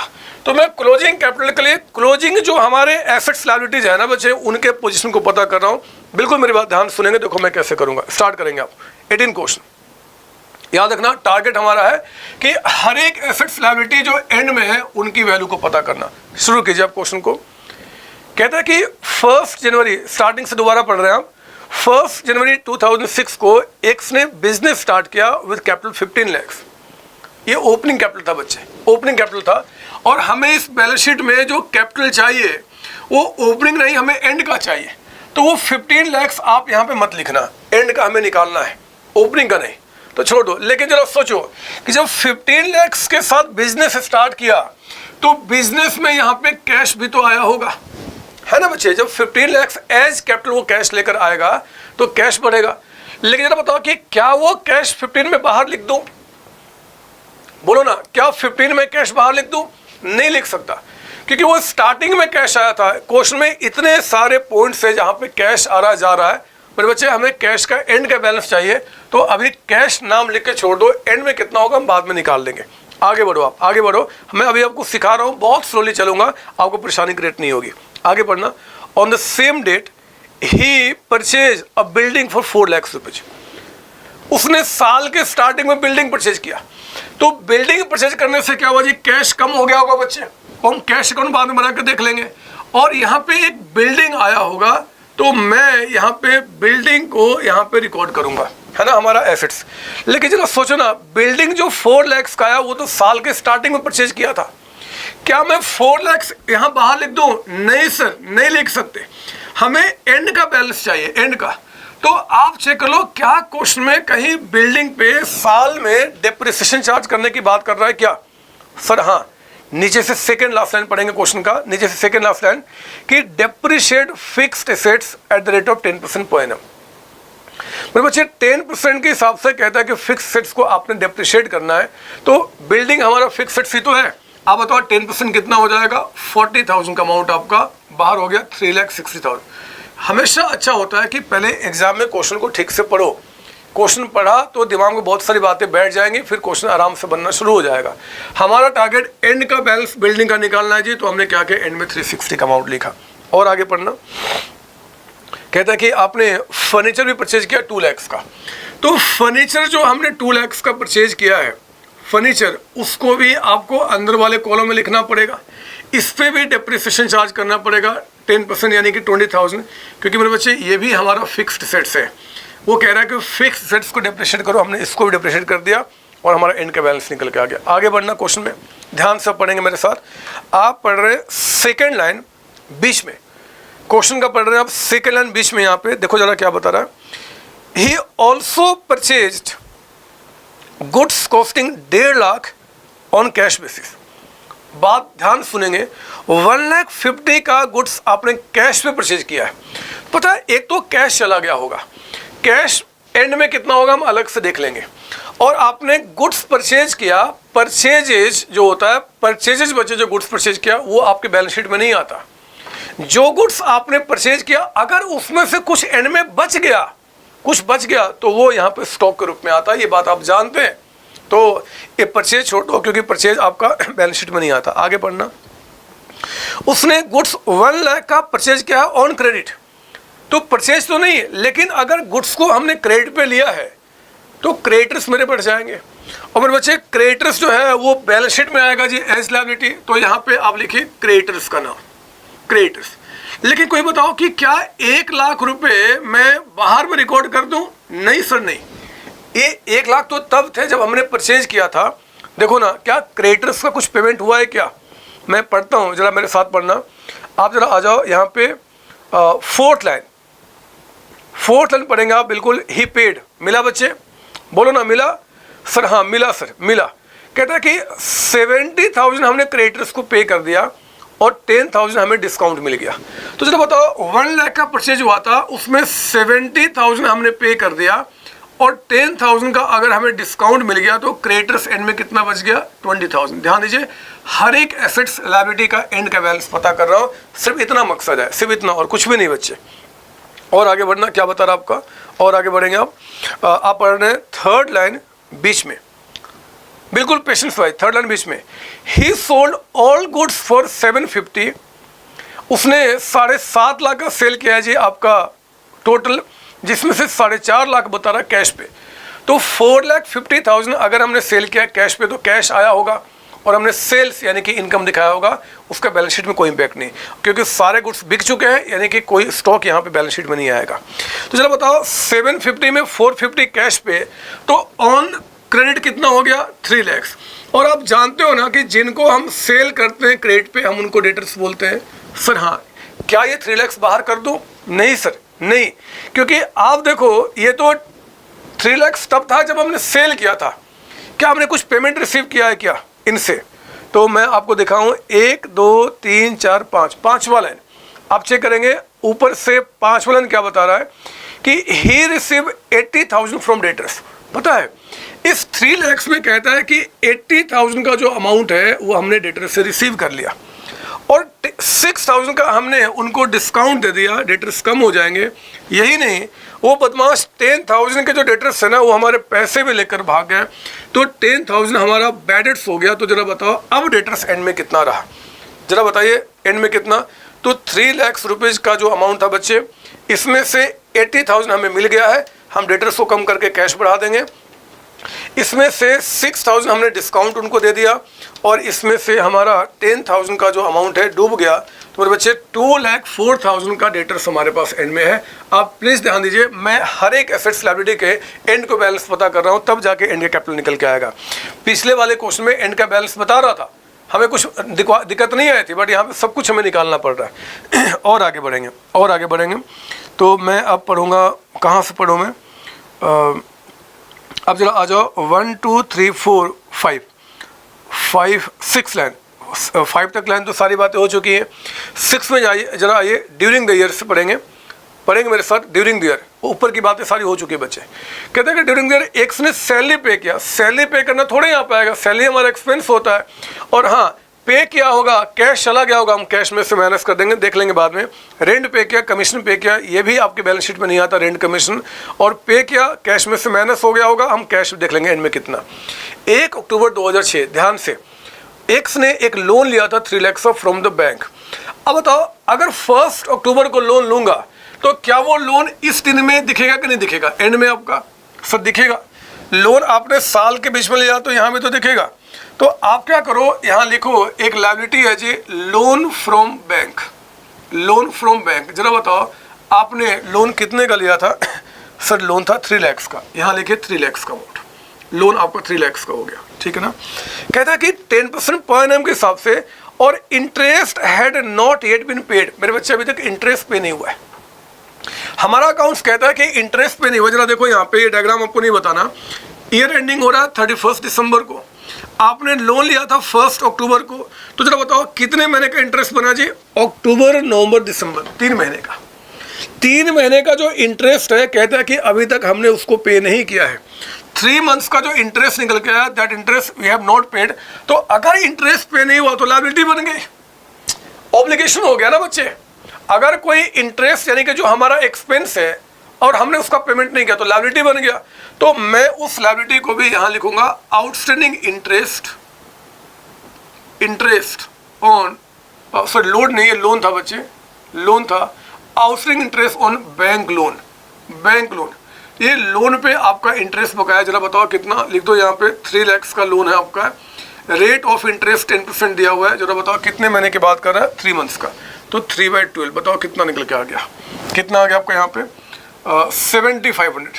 नहीं, एक बार चेक कर लूँ क्या, ऐसे इतना ही आएगा, फिर भी देख लो कोई बात नहीं, कि 3 लाख पे आपका यहाँ पे 10% और 3 मंथ्स का इंटरेस्ट आपका ये आ गया 7500। ठीक है, ये भी हो गया बच्चे। आगे बढ़ना, फिर क्या बता रहा है, कहता है कि 1 दिसंबर को उसने फिर से 1 लाख का एडिशनल कैपिटल दिया। बहुत ध्यान से मेरी बात सुनेंगे, 1 लाख का उसने एडिशनल कैपिटल दिया तो हमारा कैश बढ़ गया होगा, कितना हम देखेंगे बाद में। और क्योंकि हमें यहाँ क्लोजिंग कैपिटल चाहिए, उसको यहाँ रिकॉर्ड नहीं करना, एडिशनल कैपिटल को आप यहाँ लिख चुके हैं 1 लाख रुपए का अमाउंट है ना, 1 लाख का अमाउंट आपका एडिशनल कैपिटल। थोड़ी सी और क्लियरिटी आगे आएगी, थोड़ा सा वेट करना, आगे बढ़ो। कहता है कि एट द एंड ऑफ 2006, साल के एंड में सैलरी ड्यू है बट नॉट पेड आपका 12,000 की सैलरी ड्यू है बच्चे। जरा बताओ, सैलरी ड्यू है मतलब पे करना है, अभी तक हमने पे नहीं किया, लायबिलिटी बन गया। जब भी आपके ऊपर कोई ऑब्लिगेशन आएगा ना, obligation that becomes your liability आपका, तो आपने क्या करना, यहाँ पे आउटस्टैंडिंग सैलरी आपका यहाँ रिकॉर्ड किया जाएगा एज लायबिलिटी। जरा बताओ अमाउंट कितना बता रहा है यहाँ पे, सर आउटस्टैंडिंग सैलरी जो है ना ये 12,000 का अमाउंट बता रहा है, लिखो यहाँ पे 12,000 का अमाउंट आपको, ठीक है ना। फिर आगे पढ़ना, रेंट भी कहता है कि अभी आउटस्टैंडिंग है, ये भी लायबिलिटी हो गया। तो आपका आउटस्टैंडिंग रेंट, हमें लैंडलॉर्ड को जो रेंट इस बार का पे करना था, नहीं पे किया अभी तक, लायबिलिटी हो गया कितना 8,000। अगर पे हो गया होता तो कैश में से माइनस हो जाता, नहीं पे किया तो लायबिलिटी बन गया। और कहता है कि डेप्रिशिएट फिक्स्ड, डेप्रिसिएशन चार्ज हो चुका है ना। हमने क्या किया बच्चे, एक एक आइटम जो हमारे पास है उन सब का हमने एंड का बैलेंस पता कर लिया। मैं बड़े आसानी से अपने कैपिटल को पता कर सकता हूँ बैलेंसिंग फिगर से कि हमारा एंड में कितना है, बशर्ते कि मुझे किसी तरीके से कैश का क्लोजिंग बैलेंस पता चल जाए, मेरा काम हो जाएगा। तो अब मैं कैश के क्लोजिंग बैलेंस को पता करता हूँ। कितना मजा आ रहा है इस चैप्टर में, कुछ है ही नहीं। हमारा टारगेट क्या है जी कि हमें हर एक चीज़ का एंड का बैलेंस पता करना है। तो मैं अब एक काम करना शुरू करूँगा, मैं एंड का यहाँ पे कैश निकालूँ। कैसे, देखो मैं ऐसे भी कर सकता था, ये प्लस माइनस करना जैसे हमने इसमें दिखाया, यहाँ दिखाया, लेकिन कैश में बहुत सारी बातें हैं। तो मैं एग्जाम में क्या करूँगा, वर्किंग नोट्स में यहाँ पे कैश अकाउंट बनाकर मैं एग्जामिनर को दिखा दूंगा कैश अकाउंट। इस कैश अकाउंट में क्या करूँगा, जितनी सारी बातें कैश की हैं, मतलब कैश का आना और कैश का जाना, वो सारी बातें मैं यहाँ रिकॉर्ड कर दूंगा, मेरा काम पूरा हो जाएगा, है ना। एक साल में कितने कैश आए हैं, कितने कैश गए हैं, उसको यहाँ रिकॉर्ड कर दूंगा, मेरा क्वेश्चन कंप्लीट हो जाएगा। आओ जरा शुरू करता हूँ, देखता हूँ कैश में क्या क्या निकल के आता है। पढ़िए मेरे साथ यहाँ पे क्वेश्चन, आप क्वेश्चन पढ़ेंगे, कैश की बात इस पर करेंगे। आपको पता ना कैश हमारा एसेट्स होता है बच्चे, कैश हमारा एसेट्स होता है और एसेट्स का ओपनिंग बैलेंस डेबिट में होता है, ये बात पता है। जितने भी एसेट्स होते हैं they always have debit balance. एक और खास बात, जिनका ओपनिंग बैलेंस डेबिट में होता है उनका बढ़ना हम डेबिट करते हैं, घटना क्रेडिट करते हैं। सुनो, कमजोर दिल वाले मतलब कमजोर अकाउंट्स वाले, मैंने कुछ बताया आपको कि जितने भी एसेट्स होते हैं ना बच्चे, उन सबका ओपनिंग बैलेंस डेबिट में होता है। सबका ओपनिंग बैलेंस कहाँ होता है, डेबिट में। ओपनिंग बैलेंस यहाँ पे डेबिट में आपका होता है। जिसका ओपनिंग बैलेंस डेबिट में होता है उनका बढ़ना हम डेबिट करते हैं और घटना क्रेडिट करते हैं। पूरे अकाउंटेंसी में ये चलेगा काम आपका, ठीक है ना। तो यहाँ पे ओपनिंग बैलेंस ऑफ कैश तो नील है, लिखो चाहे ना लिखो आपका, क्योंकि बिजनेस इस साल ही शुरू किया हमने, तो हमने ओपनिंग कैश नील कर दिया। बाकी बातें मैं लिखना शुरू करता हूँ। आओ जरा पढ़ेंगे क्वेश्चन। हमारा मकसद है कैश को ढूंढना। कैश पढ़िए स्टार्टिंग से। 1 जनवरी को एक्स ने बिजनेस स्टार्ट किया विद कैपिटल 15 लाख। तो जरा बताओ 15 लाख का बिजनेस में कैश आया कि चला गया, बोलो ना, आया कि चला गया। सर आया है, पता ना आपको। चलो एक और भी नाम देते हो, यहाँ पे रिसिट्स है, कैश का रिसिट्स यानी कि आना यहाँ रिकॉर्ड करते हो आप, और कैश का जाना यानी कि पेमेंट आप यहाँ रिकॉर्ड करते हो, है ना। कैश का आना, कैश का जाना आपका। तो आपने 15 लाख के साथ यहाँ पे बिजनेस स्टार्ट किया। लिखिए 15 लाख कैश में, आपने कहा टू कैपिटल, है ना, टू कैपिटल के नाम पे 15 लाख रुपए कैश आए। फिर कहता है उसी दिन पे आपने बिल्डिंग और फर्नीचर परचेज किया, तो बिल्डिंग फर्नीचर परचेज करने से कैश बढ़ा कि कम हो गया? सर कम हो गया। यहाँ लिखिए, आपने कहा बाय बिल्डिंग, जरा बताओ बिल्डिंग हमने कितने का परचेज किया है? सर 4 लाख का, 4 लाख, ठीक है जी। अच्छा बताओ आपने फर्नीचर जो परचेज किया है, बाय फर्नीचर, वो कितने का आपने लिया है? सर फर्नीचर जो हमने परचेज किया है वो है आपका 2 लाख का। कुछ नहीं कर रहा बच्चे, एक साल में जो कैश का आना जाना हुआ है मैं उसको यहाँ पर रिकॉर्ड कर रहा हूँ, उसको रिकॉर्ड कर रहा हूँ। और आगे पढ़ना, सेकेंड लाइन बीच में पढ़ रहा हूँ। ही also purchase goods costing 150 on cash basis. अगर हमने गुड्स परचेज किया है तो पेमेंट हुआ होगा, और कैश पे लिया ना बाय परचेजेज, कितने का जी? 150, 1,50,000 का अमाउंट आपका, ये भी हो गया। फिर कहता है कि आपने गुड्स कॉस्टिंग 1 लाख परचेज किया है ऑन क्रेडिट।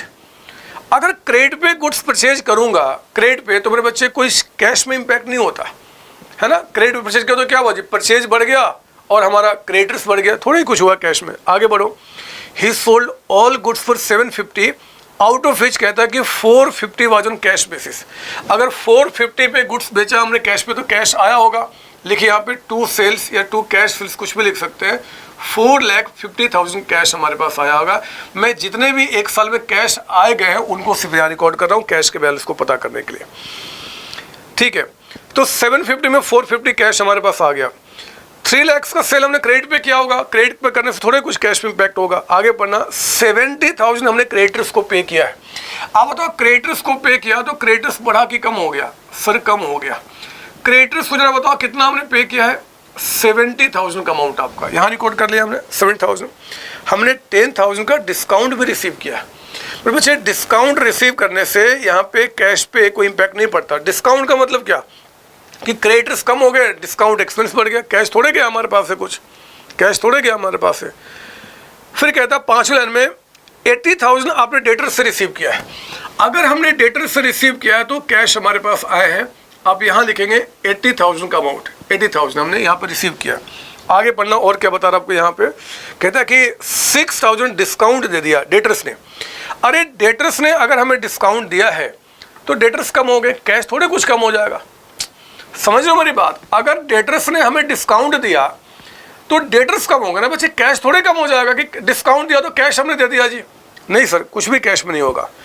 10,000 कहता है कि डेटर्स डूब गए, बैड डेट्स हो जाना, तो बैड डेट्स के होने से डेटर्स डूब जाते हैं। जिनसे हमें पैसा लेना था उन्होंने पैसा पे नहीं किया, कैश थोड़े डूबा है, डेटर्स डूब गए, कैश अकाउंट में नहीं आएगा। समझो मेरी बात, बैड डेट्स जब होता है तो डेटर्स डूब जाते हैं, कैश नहीं डूबता। यानी कि कैश जो पॉकेट में था वो चला गया, डेटर्स चले गए।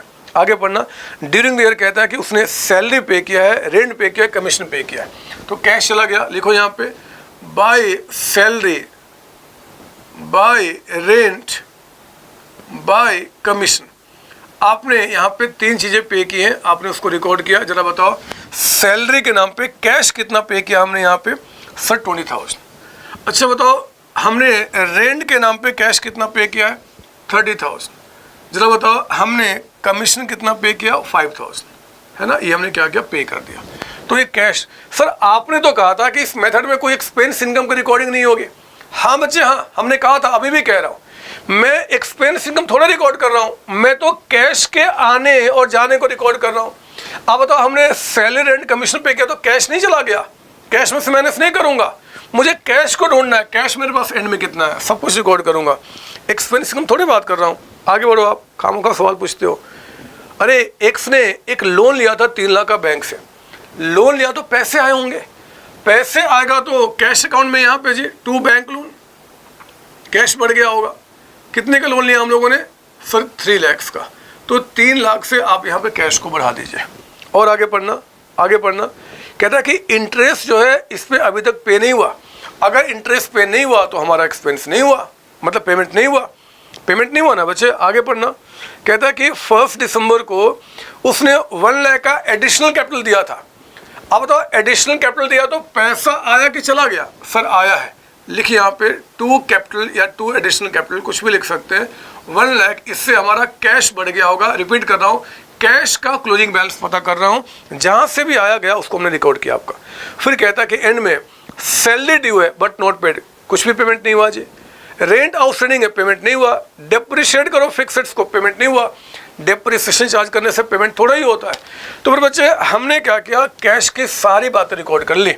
अब कुछ नहीं बचा, जल्दी से जरा चेक कर लो कि इतने पैसे आने और जाने के बाद आपका बाई बैलेंस सीडी यानी कि एंड में कैश कितना बचा हुआ है, बैलेंसिंग फिगर। आओ चेक करता हूँ कितना निकल के आता है। ऊपर से देखेंगे 15 लाख का अमाउंट, प्लस आपका कितना है, सेल्स आपका 450 का अमाउंट, फिर आपका 80,000 का अमाउंट, फिर आइए बैंक लोन आपका 3 लाख का अमाउंट, और आपका कैपिटल यानी कि 1 लाख का अमाउंट। इसमें से माइनस करो बिल्डिंग एंड फर्नीचर, कितना हो गया, 6 लाख का अमाउंट जो पेमेंट हो चुके हैं। फिर आपने माइनस किया 220, 240, 270, 275, सीधे सब में को माइनस कर दो 275। पर बच्चे ये कैश आ गया 15,55,000 का अमाउंट आपका। लीजिए हमने कैश पता कर लिया कि जितने भी साल में कैश के आने जाने हुए हैं, उनके आने जाने के बाद आपके पास कैश का अल्टीमेट पोजीशन कितना, 1555। इसी 1555 को आप यहाँ रिकॉर्ड करेंगे जो आपका कैश एंड में है। ध्यान दीजिए, एंड की सारी बातें पता कर रहा हूँ, एंड की सारी बातें, आपका ये काम हो गया। तो सारी बातें रिकॉर्ड हो चुकी है। अब देखो जितने भी हमारे एसेट्स हैं, लायबिलिटी है, एंड का हमने पता कर लिया। जल्दी से पता करो हमारा कैपिटल कितना है, जो बैलेंसिंग फिगर निकल के आपका आएगा। तो मैं स्टार्ट करता हूँ। इधर का टोटल कितना हो गया जी, 1555 का कैश हो गया, प्लस 360 का बिल्डिंग हमारे पास है, 1,80,000 का हमारे पास फर्नीचर है, और 2,04,000 के डेटर्स हमारे पास है। ये हो गया आपका 22,99,000 का अमाउंट, 99,000 का अमाउंट आपका। इधर जरा चेक करते हैं इसमें से कितना माइनस किया हमने। तो 20,000 के क्रेडिटर्स चले गए, एंड में माइनस हो गया। फिर आपका 3 लाख का लोन का अमाउंट माइनस किया हमने, 7,500 का आपने यहाँ पे माइनस किया इंटरेस्ट आउटस्टैंडिंग, एंड 12 + 8 माइनस किया आपने 20,000 और माइनस किया यहाँ पे। ये आ गया बच्चे 19 लाख, कहाँ गया, यहाँ लिखेंगे 19,51,500 का अमाउंट। तो ये हमने क्या किया, ये 1 ऐसे था, ये इस तरह के 19,51,500 का अमाउंट। तो क्लोजिंग कैपिटल जो हमें ढूंढना था ढूंढ लिया बच्चे, 19,51,500। अगर बहुत बड़ा क्वेश्चन एग्जाम में बना तो आपको ये बहुत हेल्प करेगा कॉन्सेप्ट को समझने में आपका, है ना। प्लीज़ कॉपी कर लो। ये हो गई बात। मुझे नहीं लगता कि इसमें कोई भी सवाल उठने का कोई सवाल बनता है, क्योंकि यहाँ पे हमने हर एक एसेट्स लायबिलिटी का एंड का बैलेंस पता किया। बस हमारा मकसद ही था, तभी एंड का कैपिटल निकल के आ पाएगा और काम पूरा किया। अगर आप मुझे अनुमति दें तो मैं इसको मिटा कर बच्चे, मैं इसको मिटा के मैं अपना प्रॉफिट निकाल दूं कि एसओए से कितना प्रॉफिट निकल के आ रहा है। अगर आप कहो तो मैं मिटाऊं, मैं तो इसको मिटा दूं सिर्फ, क्या, चलो मैं इसको ही मिटा देता हूं। मतलब आप यहाँ पे कोई टेंशन की बात नहीं है, इसी को मिटाता हूँ। चलो मैं इसी को मिटाऊंगा। ये लीजिए आप, मैंने इसको मिटा दिया और यहीं पे प्रॉफिट निकालूंगा। जगह की कमी है बच्चे, क्या करूँ, एक ही बोर्ड मेरे पास है, एक ही बोर्ड है। तो आपने यहाँ पर लिखा जी statement showing computation of profit oblique loss during the year. हमने क्या प्रॉफिट क्या लॉस कमाया है, आओ जरा हम उसको ढूंढ लें। तो चलो बताओ, क्वेश्चन में आपका क्लोजिंग कैपिटल अभी अभी आपने निकाला, क्लोजिंग कैपिटल कितना बता रहा है जी आपका यहाँ पे। क्लोजिंग कैपिटल ये देखो 19,51,500 का अमाउंट। आप इसमें एड बैक करो, अगर साल के बीच में कोई ड्राइंग्स हुई है, आप बताइए क्या ड्राइंग्स ड्यूरिंग द ईयर कुछ बता रहा है क्या आपको क्वेश्चन में। ड्राइंग्स ड्यूरिंग द ईयर नहीं सर, ड्राइंग्स नील है यहाँ पे। तो जो नील है उसको लिखो चाहे ना लिखो फर्क नहीं पड़ता, बट मैं समझा रहा हूँ, मैं सारी बातें लिखूंगा। फिर अगर कोई एडिशनल कैपिटल है, एडिशनल कैपिटल अगर आपका है तो उस एडिशनल कैपिटल को आप यहाँ से हटाइए। देखो ना कितना बता रहा था, 1 लाख रुपए का अमाउंट, 1 लाख का अमाउंट आपका, 1 लाख है ना। उसको हमने क्या किया, माइनस कर दिया। फिर जो अमाउंट आएगा मैं उससे क्या बोलूंगा यहाँ पे, adjusted capital at the end, adjusted capital at the end. जरा बताओ कितना निकल के आ गया सर। ये हो गया 51,500 का अमाउंट, इसमें से माइनस कर दो आपका ओपनिंग कैपिटल, यानी कि साल के स्टार्टिंग का जो आपका कैपिटल है, कितना बता रहा आपको 15 लाख। हमने 15 लाख का अमाउंट यहाँ से हटा दिया। तो चलो बताओ अब हमारे पास प्रॉफिट कितना निकल के आ गया, यानी कि जो प्रॉफिट आपका है ड्यूरिंग द ईयर, चेक कीजिए आपका यहाँ पे प्रॉफिट जो आया यहाँ ड्यूरिंग द ईयर वो कितना निकल के आया बच्चे, during the year sir profit निकल के आ गया, ये हो गया 3,51,500 का अमाउंट। यानी कि इस एक साल में इस फर्म ने, मिस्टर एक्स ने बच्चे आपका 3,51,500 का प्रॉफिट कमाया है। बात समझ में आ रही है?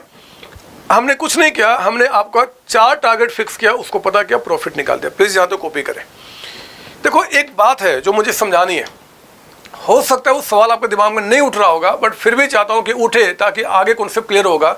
मेरी बात ध्यान सुनना, ध्यान सुनना। क्या पता है, ये जो आपका क्लोजिंग, मैंने कैश मिटा दिया बच्चे, आपके पास कैश अकाउंट है, जरा उस पेज को पलटो और कैश अकाउंट को ध्यान से देखना, कैश अकाउंट को, कि आपने जब हमने यहाँ देखो जरा, मैं यहाँ से समझाऊं पहले, नजर यहाँ, जब हमने क्लोजिंग कैपिटल निकाला था तो हमने क्लोजिंग कैश पता किया था, क्लोजिंग कैश पता किया था ना बच्चे।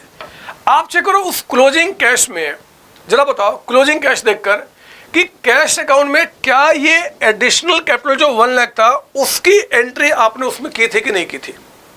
देखो ना, आपके कैश अकाउंट में जो 1 लाख रुपए का एडिशनल कैपिटल आया था उससे कैश को आपने बढ़ाया कि नहीं बढ़ाया?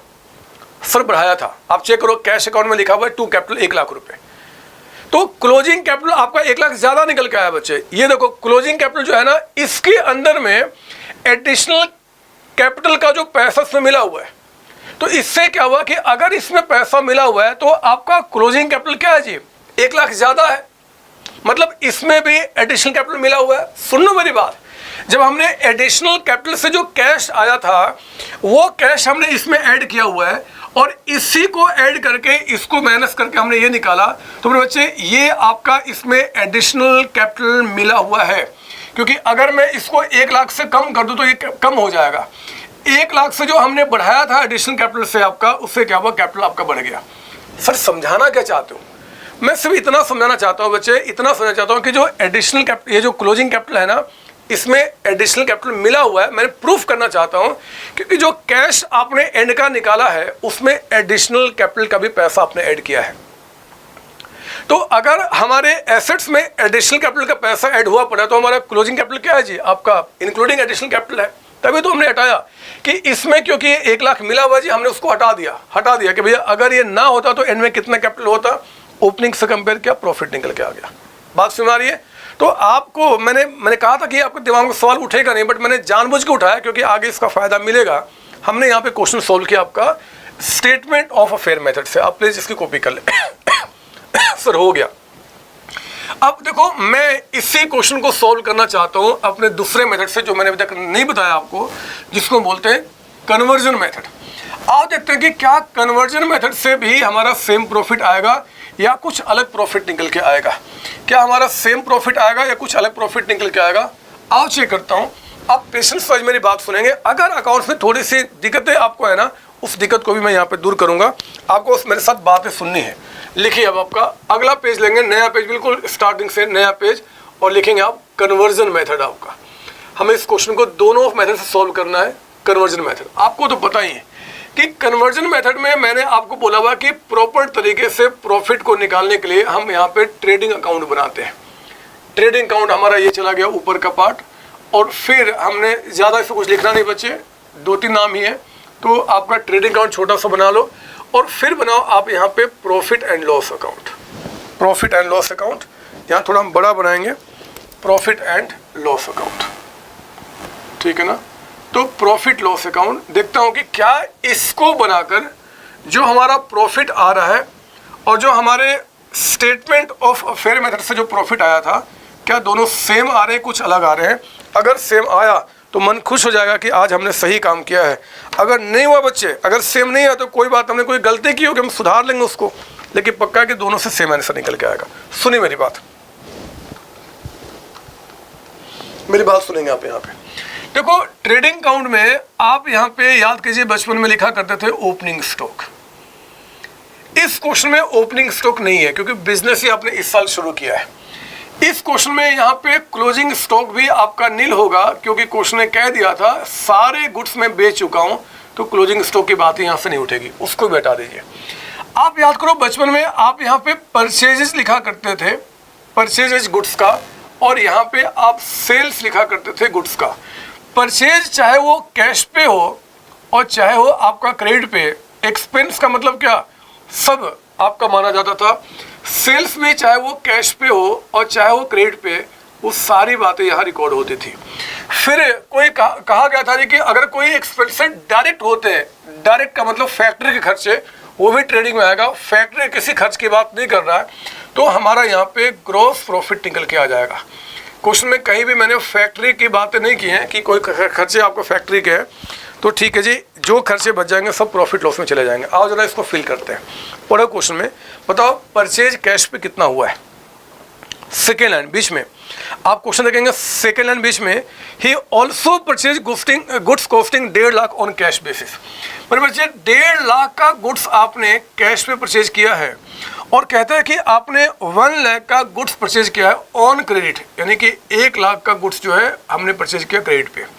तो टोटल परचेज हमारा कितना चला गया, 2,50,000। पता है अकाउंट्स क्या बोलता है, अकाउंट्स कहता है कि भैया जो इस बार आपने कंज्यूम कर लिया, जिसका आपने बेनिफिट ले लिया, जिसको आपने यूज कर लिया, वो सारे आपके एक्सपेंस हैं इस साल के, पेमेंट हो चाहे पेमेंट ना हो।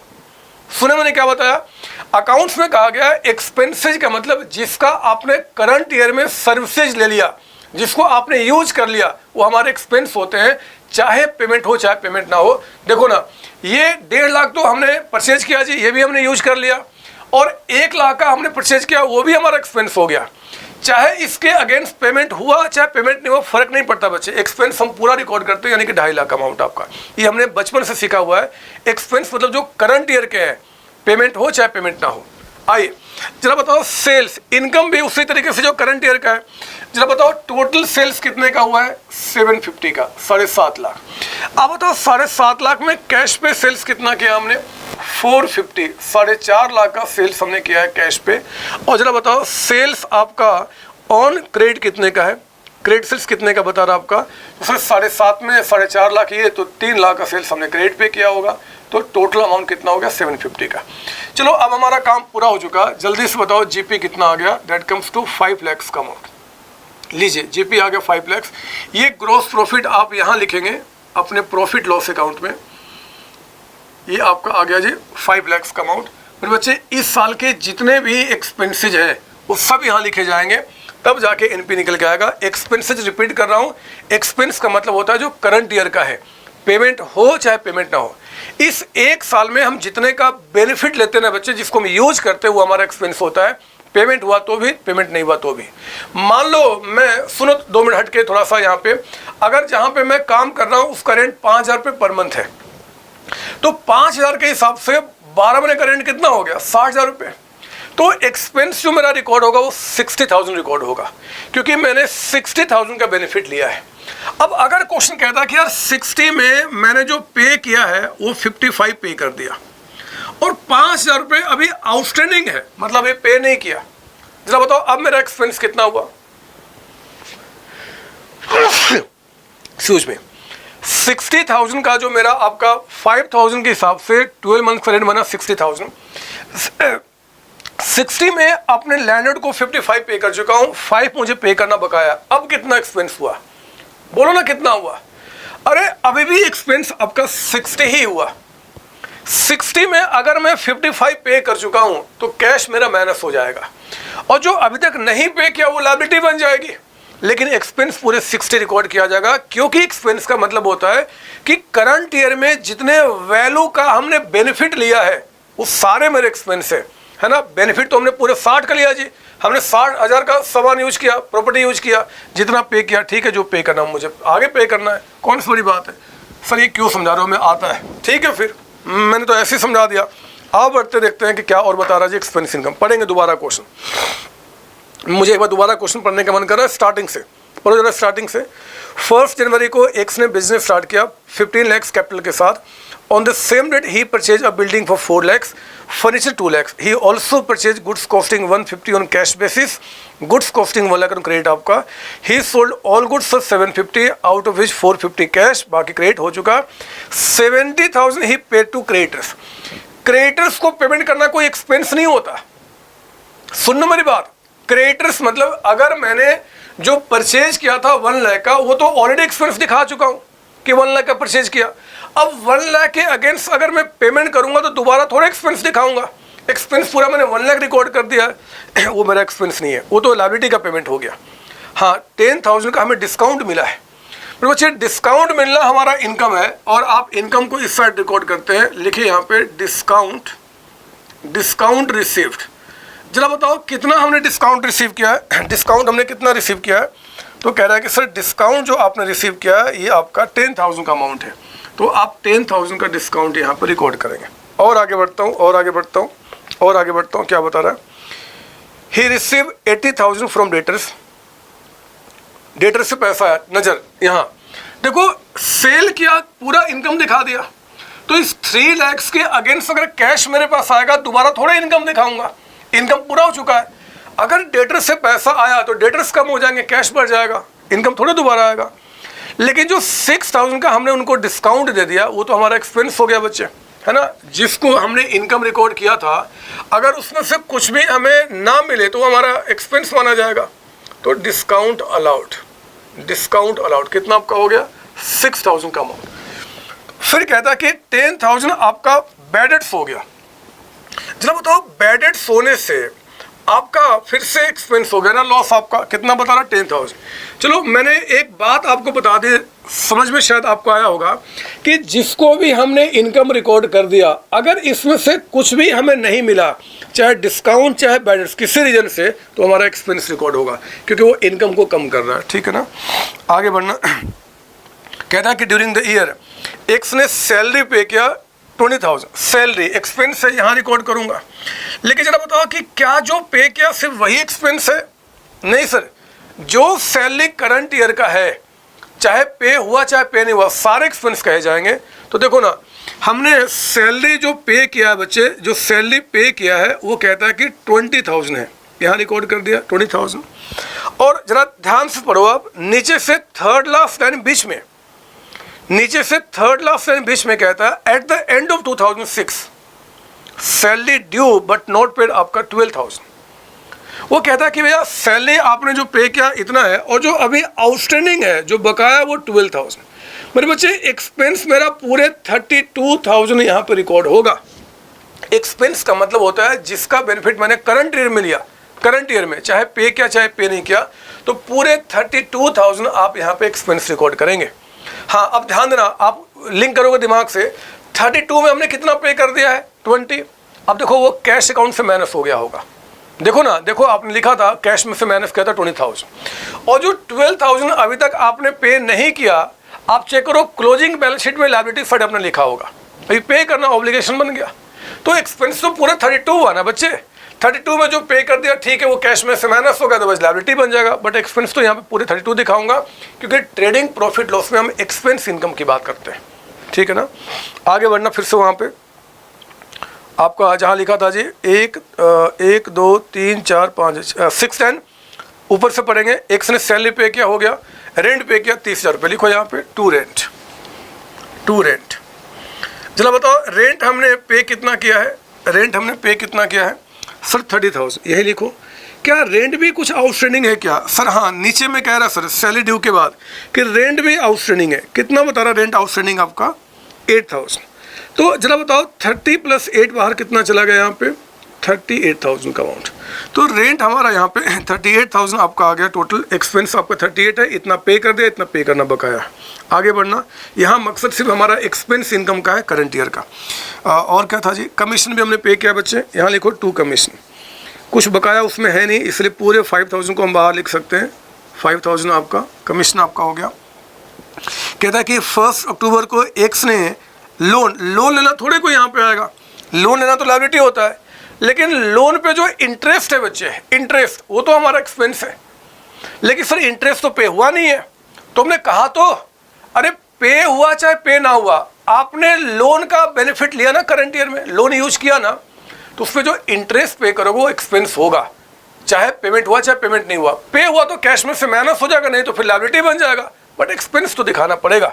यानी कि मेरे बच्चे आपको यहाँ पे इंटरेस्ट जो है, इंटरेस्ट ऑन बैंक लोन भी आपको यहाँ दिखाना होगा एक्सपेंस के रूप में। अमाउंट कितना था, 7500, याद कीजिए आपने रिकॉर्ड किया था। ये इंटरेस्ट क्योंकि पे नहीं हुआ था इसलिए बैलेंस शीट में चला गया था लायबिलिटी के रूप में। जब हमने बैलेंस शीट बनाया था वहाँ मतलब था जी सिर्फ एसेट्स लायबिलिटी से, यहाँ पे हमें 1 साल के एक्सपेंस इनकम को रिकॉर्ड करना है।